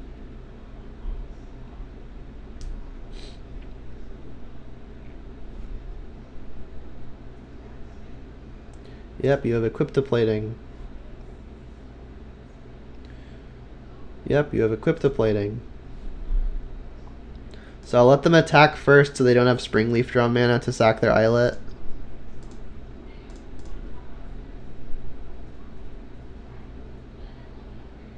Stubborn Denial, Spell Pierce. Alright, dodged it. So I'm hoping for a pass here.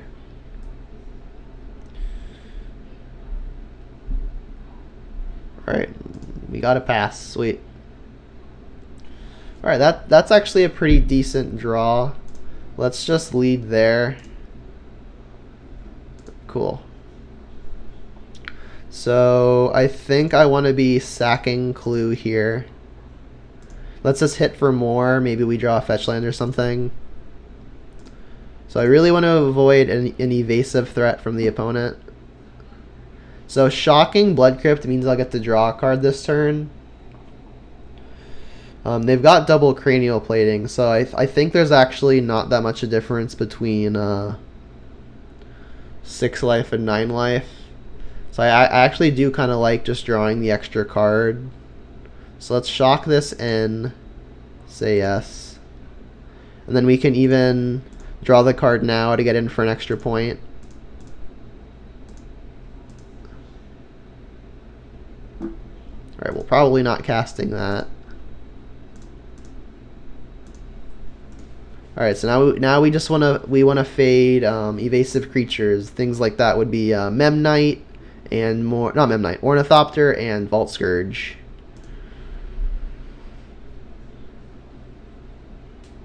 Ooh, Blinkmoth. Blinkmoth also does it. We can cling to gain life. We've got a card off of Peatland if we want it. We may want to just take it right now.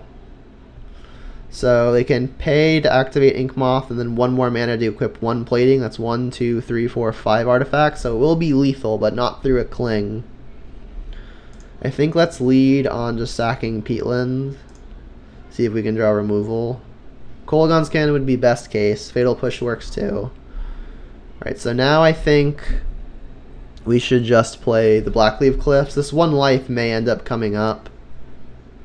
Although if I play the Mire right now, that means I can get an additional clue and also be able to cast Cling to Dust in addition to cracking a clue. Alright, so let's sacrifice this. I am not willingly going to go below 5 because then we're dead to another Galvanic Blast. So I think Mountain is an okay selection here. You know what, let's get basic Swamp, because then if I draw a Liliana, I can have Liliana and a black spell available.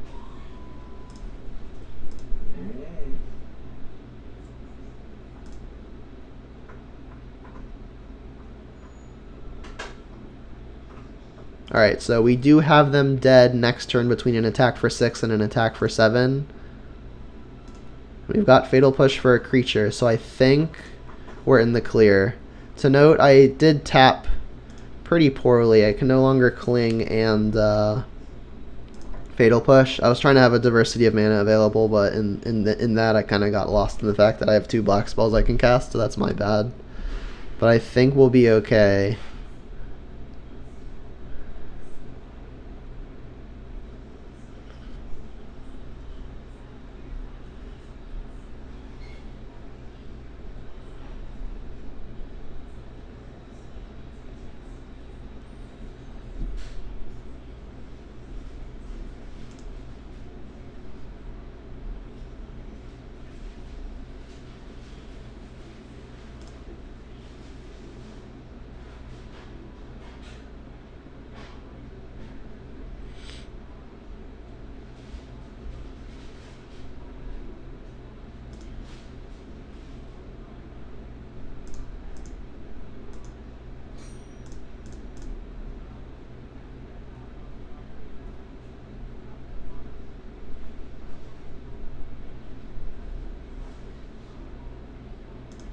Alright, so we've got lethal as is. Let's sack the clue, which provides the lethal.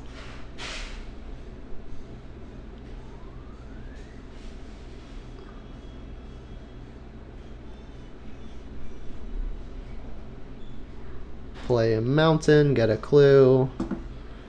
Doing this because if we draw another 1-mana spell, we may want to be able to cast it alongside our cling. Alright, we win. Sweet. Whew, that was close. I haven't played against actual Affinity in a long time. By actual Affinity, I mean there are no cards with Affinity still, but that's not the point. Alright, so Pillage hits artifacts, Plague Engineer can name all of their X1s, and then Brutality is just a card that kills something. I think I want to take out Thoughtseizes. Cling doesn't seem particularly strong here other than gain 3 life. Bloodbraid on the slow side.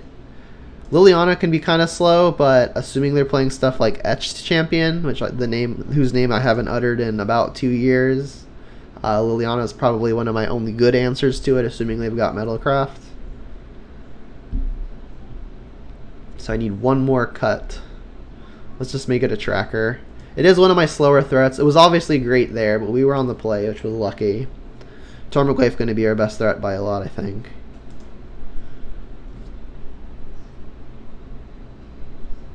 Oh, and Larynx Punchworthy, thank you for the follow. Yeah, usually it makes an alert, but for whatever reason, I guess I haven't muted.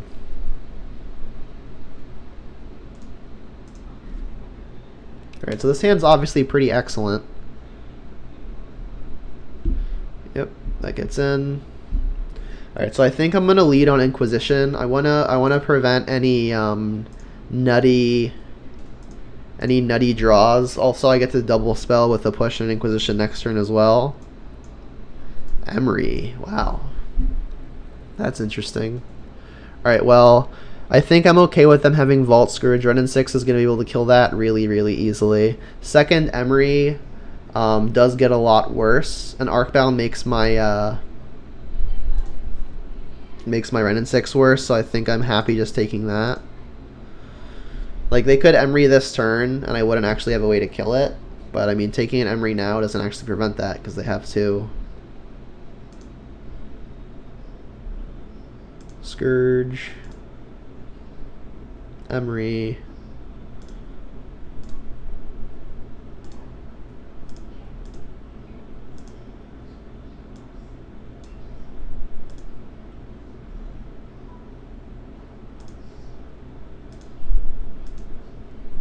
So now I just need to find a way to get rid of that second Emery. A way to Revolt would do that as well. There it is. Alright, so now I can Inquisition, take their second copy of Emery, and then I can Fatal Push off of an Overgrown Tomb. Say yes. Cast target Emery. And then next turn I can Renin 6 to kill a Bomat Courier. I mean, they're going to be able to kill the Renin 6 though, but I think I want to stop this Courier. Jeez, they drew another Emery. Alright, the third copy of Emery may be a little hard to beat. Don't have a way to kill that. They found the plating with it even, jeez. So that was very ideal for the opponent. Alright, so now best draw is something like Lightning Bolt, or even another Fatal Push. I could run in 6 to get back a land and then Fatal Push the Emery, and there it is. Alright, so let's cast the Renin 6. Get back a Mire.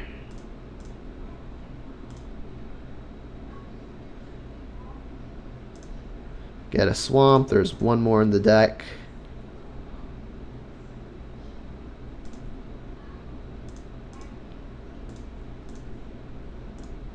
So go. They're going to get to sack this Courier for 4 more cards, which is not what we want to see. But this Renin 6 is going to get to live a turn to hopefully kill something. That is true, Mr. Larynx or Mrs. Larynx. All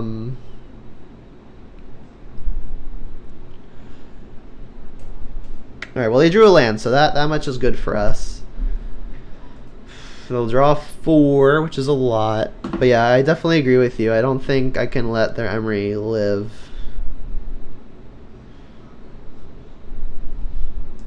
Goyf is going to be able to stonewall most of their their ground creatures. They're just going at me. Wow.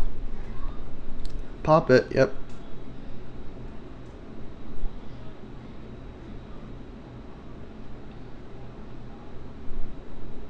Passed.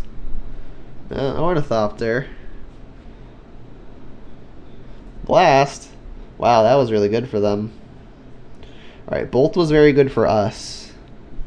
Alright, so we get to Tarmogoyf, have up the Lightning Bolt, play a Ravine. Goyf is large. So everything flies, so I think before attackers, I should Bolt the Pest. The Pest does an effective 3 damage. They're not exactly short on mana. Can't be blocked except by creatures with flying reach. Yeah, so everything is evasive. I need to kill the Signal Pest since it's an effective 3 damage. Now I'm taking 2, they're gaining 1.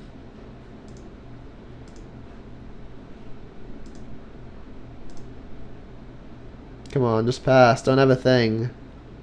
That's a good thing. That's a good thing. Need more spot removal. Okay. Alright, so now I can activate Ravine, block, and then still get to use it. I mean, I'm gonna jam here. Goyf is on the large side, and it only blocks Arcbound, which Raging Ravine also does.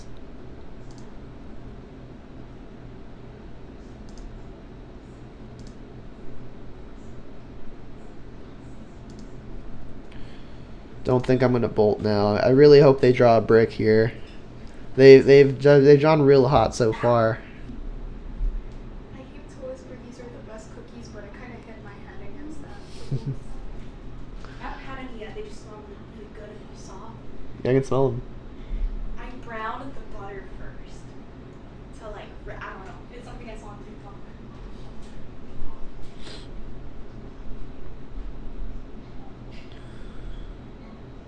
Alright, so if they attack with Arcbound, I'm gonna try to block. Right, they don't. Yeah, I'm not blocking it. I'll take my 1. If I bolt in response, they'll just load up onto it with the Arcbound. Jeez, light up the stage, yep. Alright, well they just hit 2 Glimmer Voids. That much is good for me. So I can Islet, yep. It'd be pretty unfortunate to lose to one of our best matchups. Courier. Yep. Alright, so now leaving Goyf back may make some amount of sense. Mountain, not good. I mean, actually playing this Mountain means that we get to attack with Ravine, leave back the Goyf.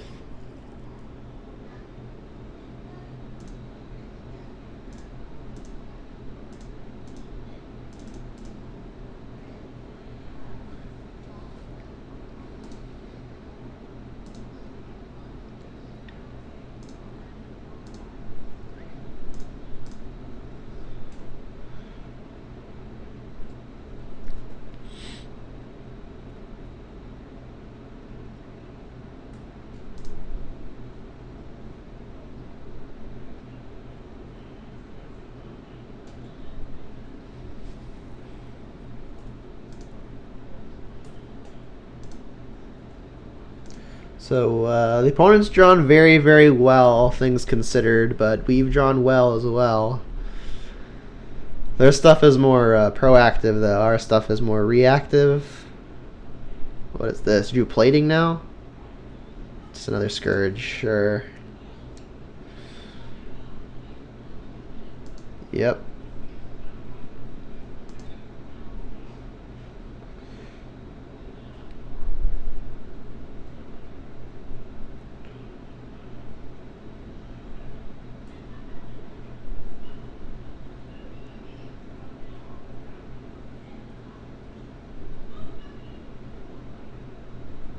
Alright, so I like the attack with Arcbound, because now we get to put Goyf in front of it, and then force something.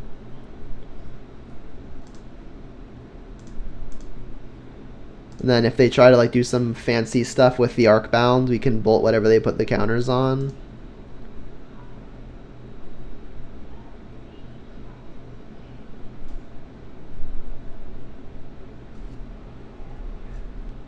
Alternatively, if we just bolt this Vault Scourge, which is it's likely to happen anyway, we may just have lethal. We're attacking for 5 with this, 6 with this, that's 11. We're 2 short. If we draw another bolt, we just kill them. You know, all this other stuff doesn't kill us anyway, so let's just kill that.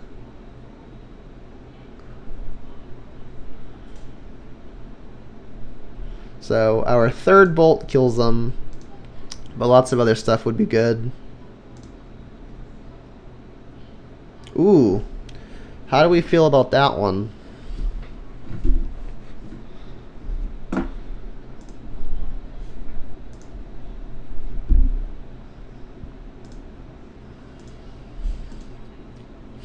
Yep, that was a good one. I'm gonna wait until their beginning of combat, because they may want to put mana into activating a Blink Moth. I could draw step it, but they're gonna get a card anyway. So I think I'm just gonna do this pre-combat.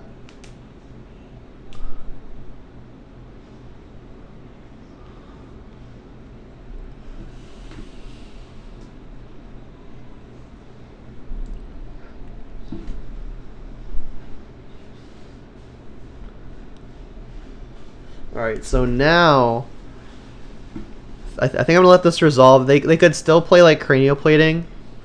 Alright, so alright, let's say now I think we're just gonna fire it off. So we'll kill Vault Scourge and a Bomat Courier. Alright, so it doesn't matter which is which here.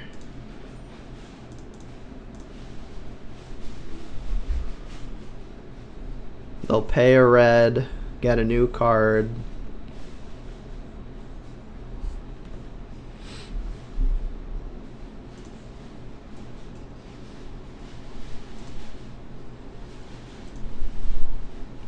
We're not beating a Galvanic Blast. They've used one of those already.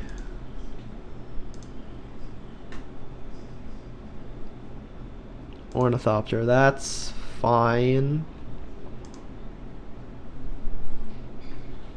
Alright, another Tarmogoyf, not exactly relevant. So if we attack with a Ravine, they're forced to block. They get to activate 2 Blink Moths and put us to 1, so that doesn't particularly matter. Playing Goyf means that they're not forced to block something. I mean, their Ornithopters is 0 too, so I don't think that matters a whole lot.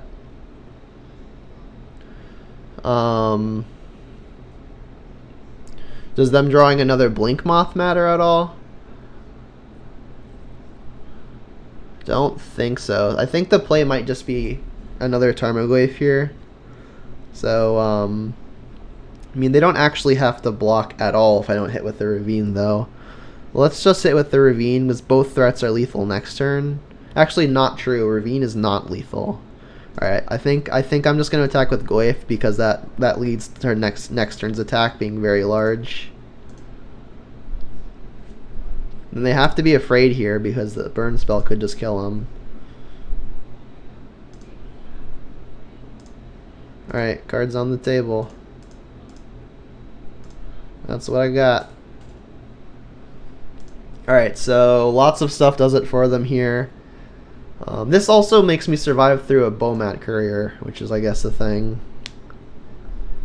Yep, so I need to dodge Galvanic Blast. I need to dodge another Blink Moth, because Blink Moth would tag this. I need to dodge Cranial Plating.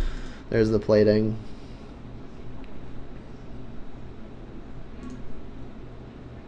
Yep, that's gonna do it. Your thing flies. Yikes. Plating was one of, like, probably 8 or 9 things we needed to dodge.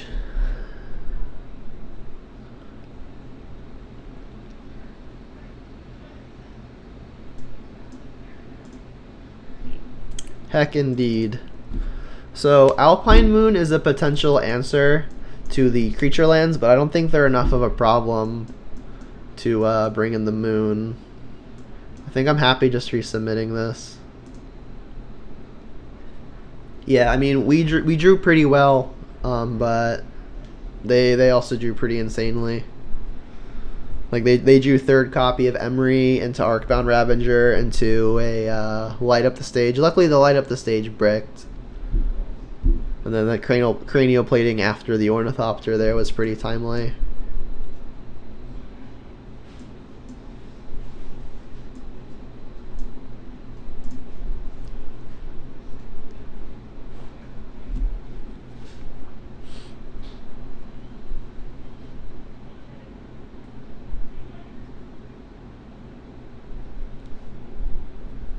Let's go first.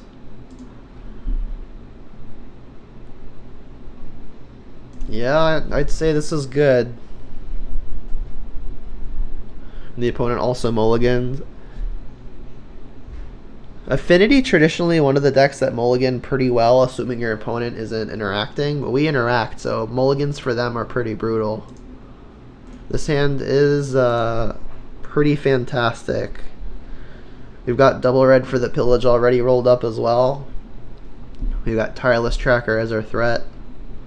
Yep. And I'll let them exile a card before bolting this thing. I could just untap and run and 6 it.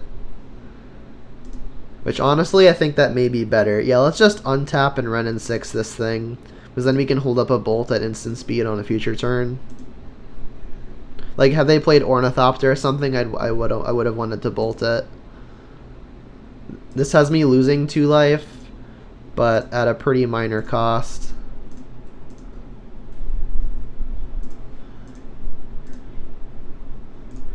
Go. Alright, so obviously we want to draw a fetch land. But I think we can operate for a little while missing a land, but we want to hit it at some point. A basic swamp fetching land would be the ideal scenario, and they just really don't feel like dealing with it. Alright. What's up, buddy? Going into the last match. I had a really long round 3. I really want to eat those cookies. Yeah, I agree, Larynx. Ren and 6 is pretty insane there. Like, everything they have with the exception of Ornithopter is an X1. Arcbound's technically an X1. But I mean, they could save that, but that at least forces their hand.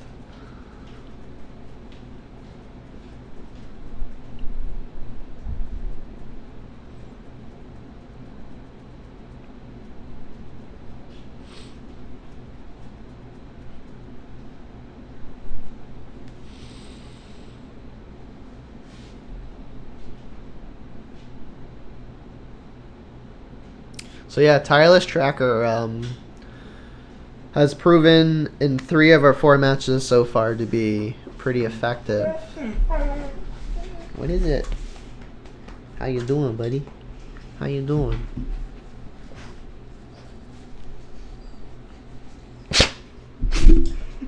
Bless you. Bless you. Oh, bless you again. See his little face like peeking out in the camera. Yeah. Yeah, Renan's great. Ren is great, James. Alright, so we are on the draw. I think I'm going to keep this hand. We have lots of things we can guarantee do. If we hit a second land, this hand becomes amazing. Alright, so we're against Temur Pile. This is going to be a long one. Yeah. Yeah, it's going to be a long one. So lands would be most ideal. How do you know who you're playing against already? There's only one deck that plays Ketria Triome. Oh, okay. I was like, you only saw one card. Yeah. It's okay. Kling going to be pretty good here. I catch up on the MCAT. Put those cookies. Ooh. Ooh. Can't beat Clothis ever. I'm going to have to take that collar off. I'll take it off. I got it. Come here, you. Disowned. No, I'm just kidding. You are no longer my dog. Be free. No! Come on, land. We did it. Alright. We're a professional Magic the Gathering player.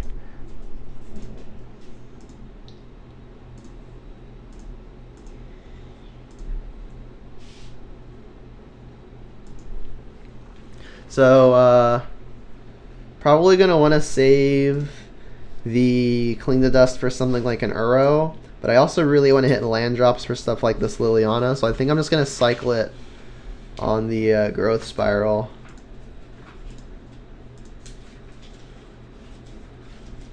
And we know they have Remand, but just in general, I think hitting a land drop is gonna be pretty important.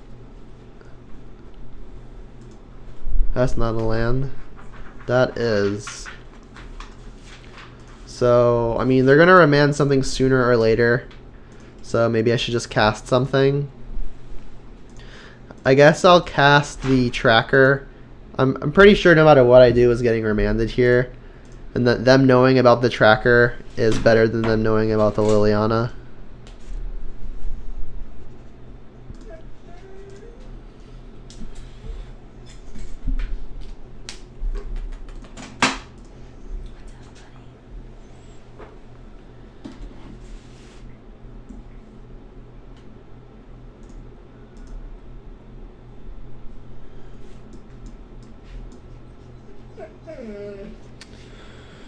Well, now I might just want to play Tracker. I mean, we know they've got lots of open mana, so like this may be a good time to just play a Bloodbraid.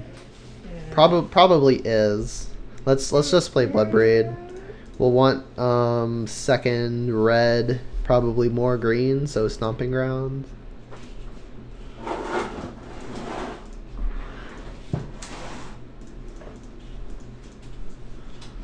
Alright, so you unplugged my monitor. You're kidding. Yeah, I'm blind right now. Oh my god, sorry. I've been sabotaged. No, I didn't. Well, I unplugged my iPad charger. Oh, it's back. I don't know. I'm on that outlet, so I think you just hit it by accident. This one? No. Isn't this your laptop charger? It doesn't matter, it's working now.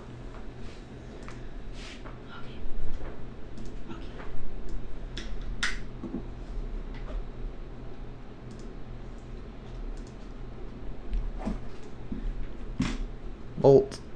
Yep.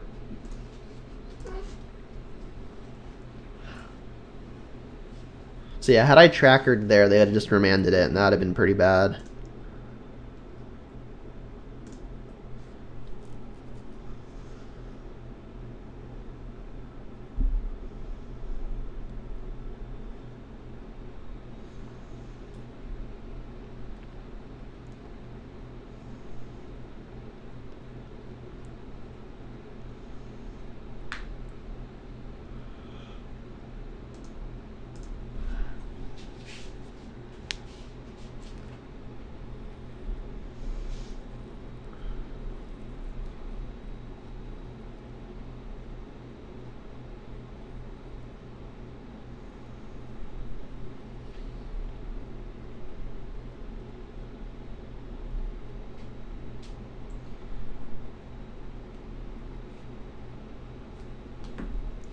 This gets back Scapeshift. It's my Growth Spiral. Okay. So I got Growth Spiral on top. They're, I guess, going to remand pretty much whatever we do. Fetch land means we get to Tracker plus Fetch land. Actually, this Bolt is gone too.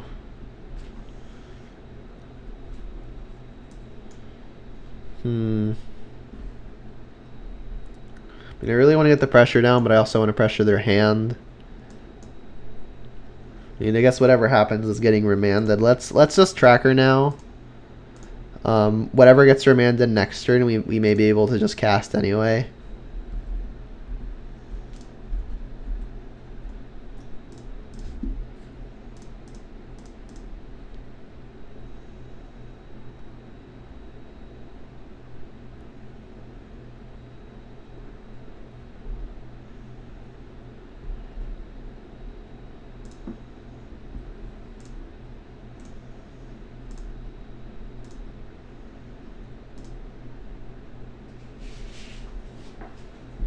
The spiral that they put on top makes sense.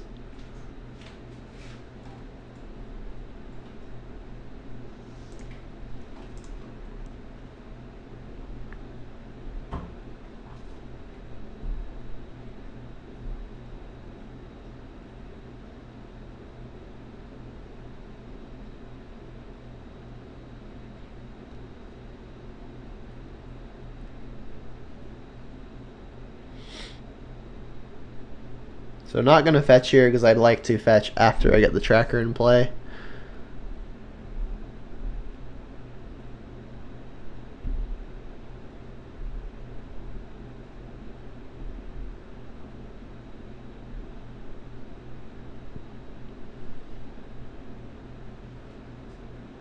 Scapeshift. Let's see the finish. I guess this could still be just regular, like old-fashioned Scapeshift with the Valakut kill. But I would not at all be surprised to see Field of the Dead. Alright, so it is just a Scapeshift kill with the Valakut. Yeah, I guess seeing two Triomes was kind of a tip-off to that.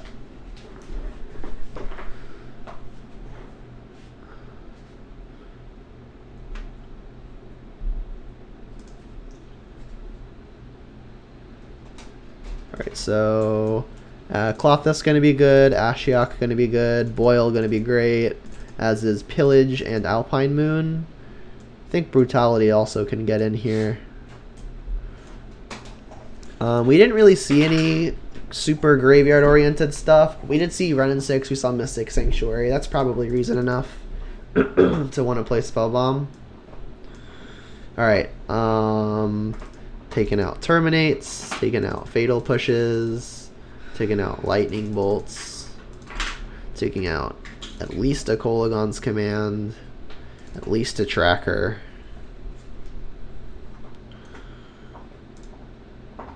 And I think like 3 Inquisitions.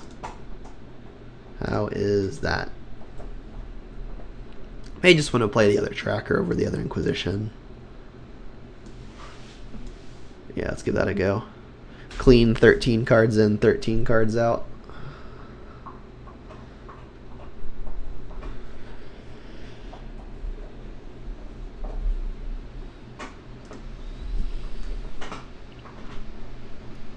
Yep. We can go Blood Crypt into Forest into Renin 6. Don't think I'm going to Alpine Moon as early as turn 1. Although they may end up countering it if we play it on a later turn, so this might be an okay time to do it. Well, I'm into just doing it. I think I'm going to be wanting to spend my mana pretty much in its entirety. Sorry. Don't snap it.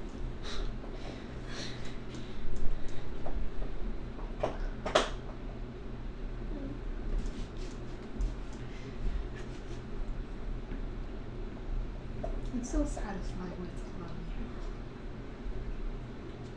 Alright, so Blood Crypt.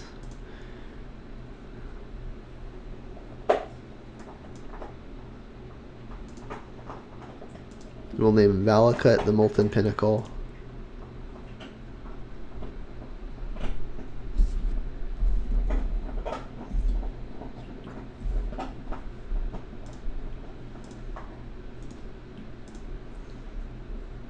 And then next turn we'll run in 6 and try to get back our Verdant.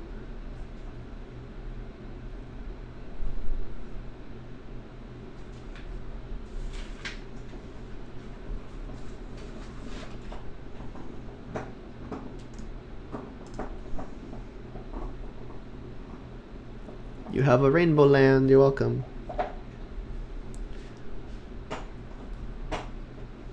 So please no Force of Negation.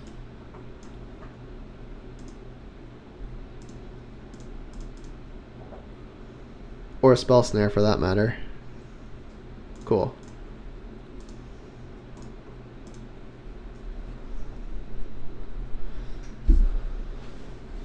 So next turn I think I want to get the Tracker down. Get down that pressure. We could Pillage, but Pillage doesn't actually do a whole lot if we don't have something going beforehand. We've got the Renin 6 going. But I'd like to get the pressure attacking wise as well before pillaging. I mean, this is kind of their Remand's turn. They did top.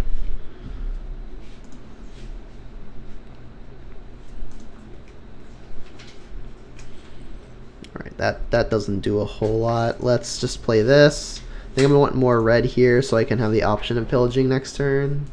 So, Stomping Ground.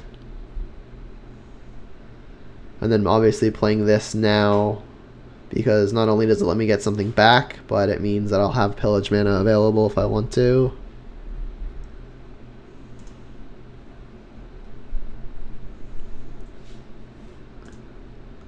Is this the sick bluff?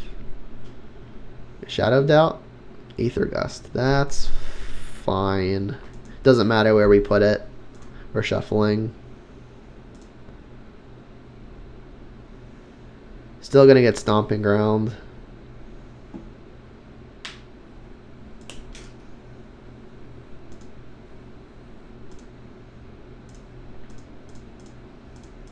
And then hope they can't bolt it immediately.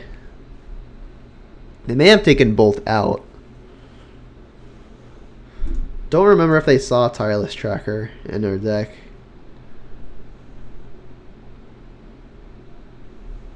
Is this Uro? Colossus. Okay, that's a good one. We have the pillage and the... Sorry, we have the cling to like mitigate the first one. We could just pillage now. They could still cryptic next turn. Let's say yes to this. And probably just play Bloodbraid. Max out pressure when we can. Like, I'm okay if they eat the land. Goyf, excellent hit. Something that hits hard and fast. Jam for 6.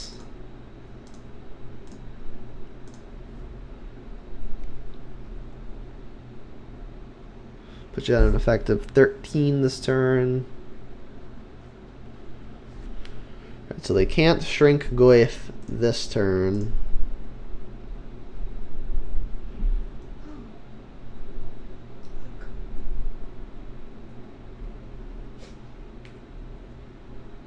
Spiral's okay.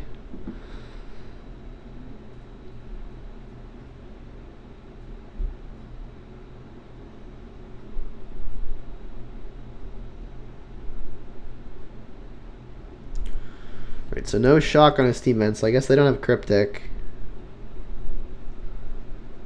So right now we're hitting for 8, which means Bolt kills them. We took our bolts out, but they don't know that. Ooze not bad. I think I should probably start by just attacking.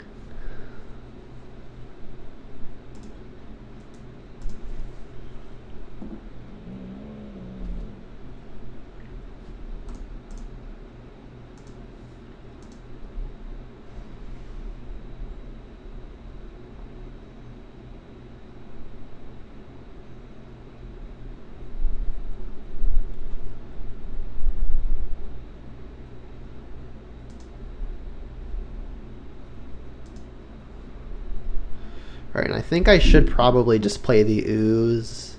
I don't really think they're going to be playing something like Anger of the Gods, and if they are, then you got me. And then whatever they target with Colossus, I will eat with Cling, and I'm leaving up double black in case they remand the Cling. Let's just top that.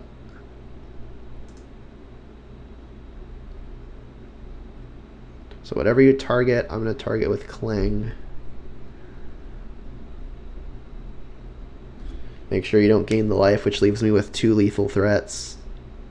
3 if I can add a type.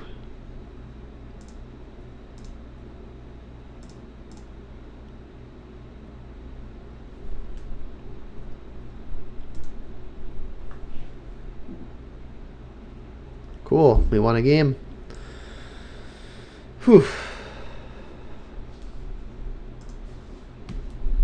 For the 4-1. Alright, so still the same Temur deck.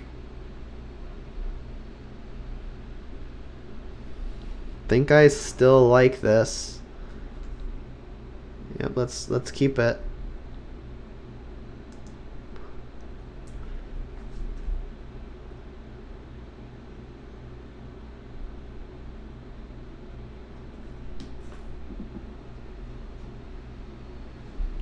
Wowzers. Alright, well, I'm keeping this.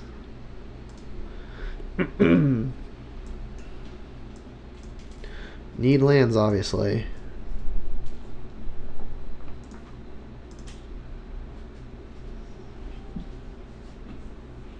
That's the perfect one. They could have Veil of Summer up past this turn, so I think it's too much of a liability to wait.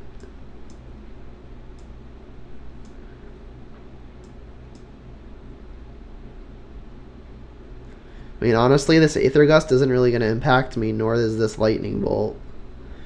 Uro kind of just the most annoying here. Let's take that. This may mean they get to escape it ahead of schedule, but they're not going to get to ramp on turn 3. We also can cling it.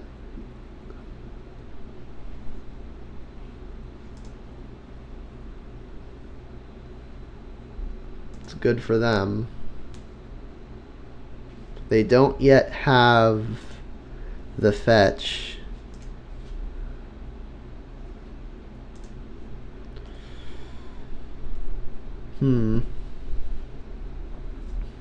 So, I mean, we're going to be using pretty much all of our mana every single turn. I think I should just play that now.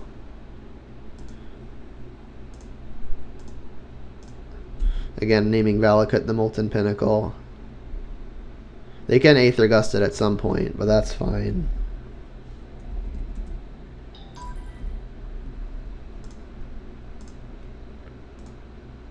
Go. And the next turn, I'm going to hope Ashiok rocks their world.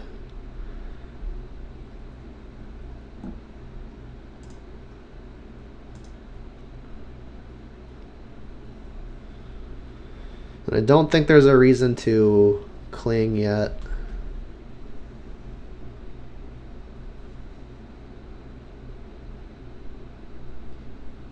Alright, so I guess they're trying to see if they can hit fetch.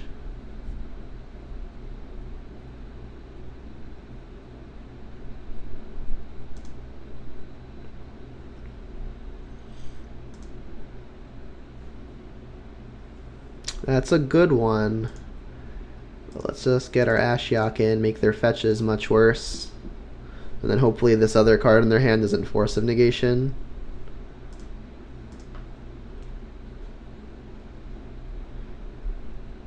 Some consideration there to just not minusing. Because like they can come, if I activate this one more time, they're gonna get to bolt it. Hit a Mystic Sanctuary and a Veil. Alright, so they can bolt it this way as well. Makes sense. There goes the bolt. They drew the Misty too. Alright, well they don't get to use it this turn.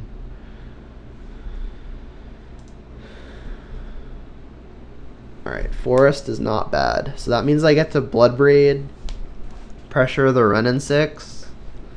Alternatively, I could just get the Clothis down and hold up Cling. That seems best, but they're going to get to Aether Gust it. I think... Oops, not that one. I think I'm okay with them Aether Gusting. I'll put it on top.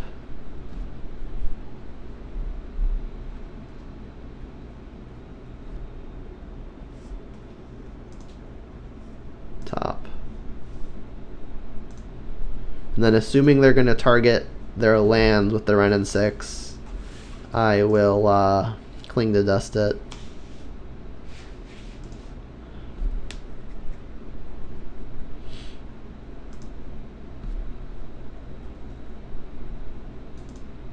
I'll let them make all these decisions first.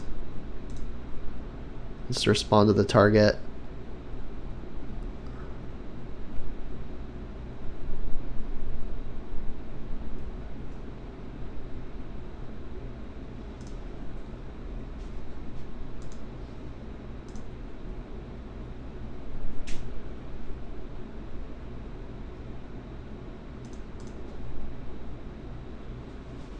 This opt we no longer know about.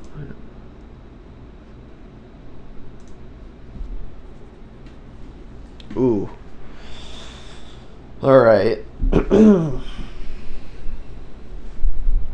So if they have another counter, it's kind of bad for me. I think I'm just going to Bloodbraid here. They've got so much open mana. And like this pressures the Renin 6 as well. Lots of good hits with this. Spellbomb kind of counts. It can prevent them getting one of their lands, which is still a 2-for-1.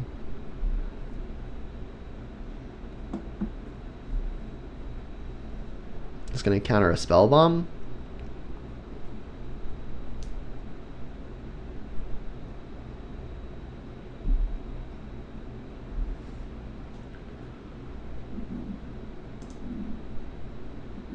Okay, they're counting the Bloodbraid. Alright, well, if they target a land with their Renin 6, I am just going to go ahead and pop it.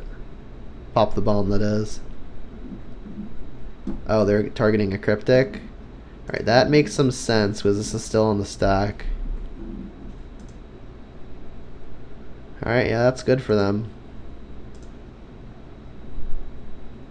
That play was good.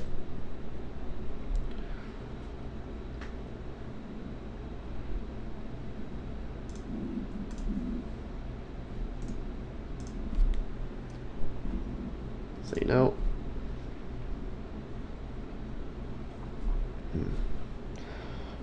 Gonna be a headache if they can start having as many Cryptics as they want. Alright, well, that'll prevent that. They don't yet have the Cryptic in their hand. I think I have to cloth this here. That lets me hold up the Cling. Just really hope this sticks. Another Cryptic. Yep.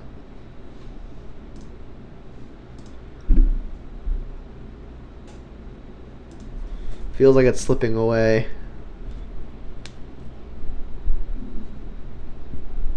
This ultimate's gonna be a doozy. I mean, this Ashiok can hopefully prevent it. Or at least prevent it from being great.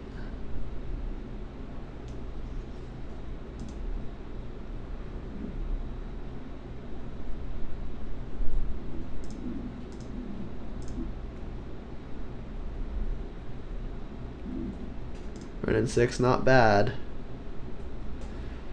Follow-up fetch land, not bad. Alright, so we know they've got Cryptic.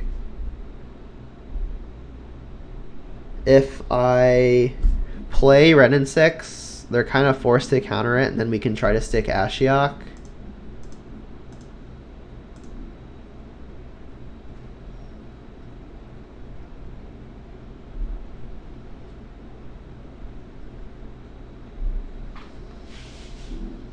Just gonna let it stick. Alright, we can keep him off of an emblem.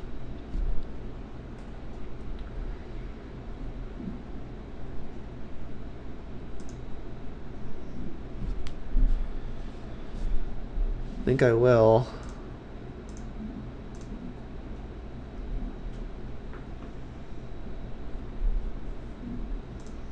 I'm still gonna try to play something. If something's getting countered, I guess it should be Liliana. Want more red, more black, I guess. Blood Crypt.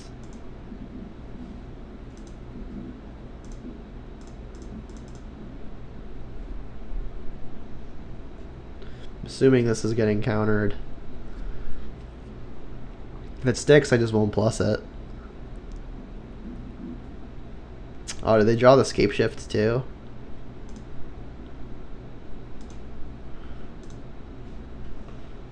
That would be a reason to bounce the Alpine Moon.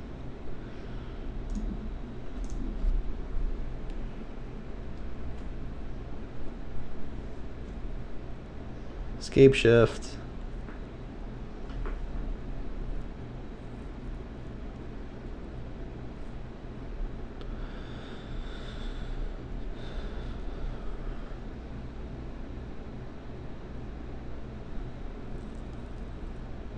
So as long as they don't mess up the mountains.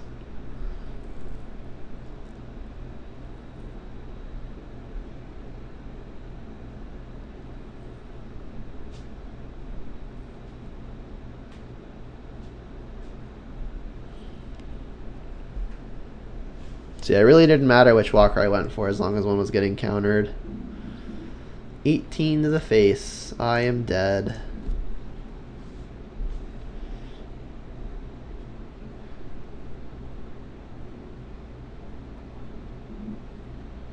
Alright, so another 3-2. Let's do a wrap-up / summary. The Tireless trackers in this league looked very good. Similarly, so did the Blood Breeds, so did the Renin 6s, so did the Glyphs. Never really missed having another copy of Scavenging Ooze, although it would have been good in some places where just any other creature would have been good. I still like the split of Inquisitions and Thoughtseizes. I still like the split of Fatal Pushes and Lightning Bolts. I still think third push is probably better than that fourth bolt right now. Kling continues to overperform. It won us game 1 of match 1 versus Burn, where we gained 9 life off of it, and that was just enough to beat them down with I think a Tireless tracker is what we had at the time. Goyf, still the best generic beater you can find at 2 mana. Renin 6, pretty absurd, just on its own. Again, there was never a time where I wanted to kill a non-creature permanent with something like a Decay or a Trophy, and I had to terminate in my hand instead. I always had to terminate when it was a creature that I wanted to kill, so that was pretty nice. And then overall, the sideboard performed pretty well as well. Plague Engineer came in pretty big versus an Elementals player, despite not winning, but it was still very, very good and won us a game on its own. The Brutalities were excellent. The Ashioks were excellent. The Alpine Moons were excellent. The Pillage we didn't actually get to cast, but we found it once and ended up not casting it. We didn't need to. Didn't see the Boils. Spell Elms were excellent. Clothis was excellent. That won us a couple games. It contributed to winning a few more. Yeah, so all in all, I'm still really liking this list. Haven't really gotten any 4-1s with it yet. But I'm confident that it definitely has the ability to 4-1. And I'm probably going to do a couple of changes. I know I mentioned wanting 4th Liliana back and saying that Kolaghan's Command maybe wasn't as strong as it could be. We don't always play against an Affinity opponent like we did this league. So I still think I'm probably going to end up I still think I'm going to be trimming a Kolaghan's Command and bringing something like 4th Liliana of the Veil back in, and then see if that is conducive to some more wins. So that's going to be it for this league. If you like content like this and you want to see some more, I've got loads of other videos, 25 to be exact, already uploaded on my YouTube channel. If you're watching this on YouTube currently, you can find the Jund playlist in my channel. Subscribe for content like that, and we've also got a few extra goodies in there. Like right now, I've got a couple of Jund Shadow leagues up. I've got some Is It Prowess leagues up, stuff like that. If you're watching currently on Twitch and you want to see that kind of stuff, same YouTube channel, you can head on over there. You're going to find the link to my YouTube channel in the biography of the very Twitch page that you are currently on. And if you're on YouTube and you want to watch my recording sessions live, you can do so on Twitch at Jungerdome, and you'll find the spelling to that and the link to that in the description of the video that you are currently watching. So until next time, I hope you have a good one, and see you next time.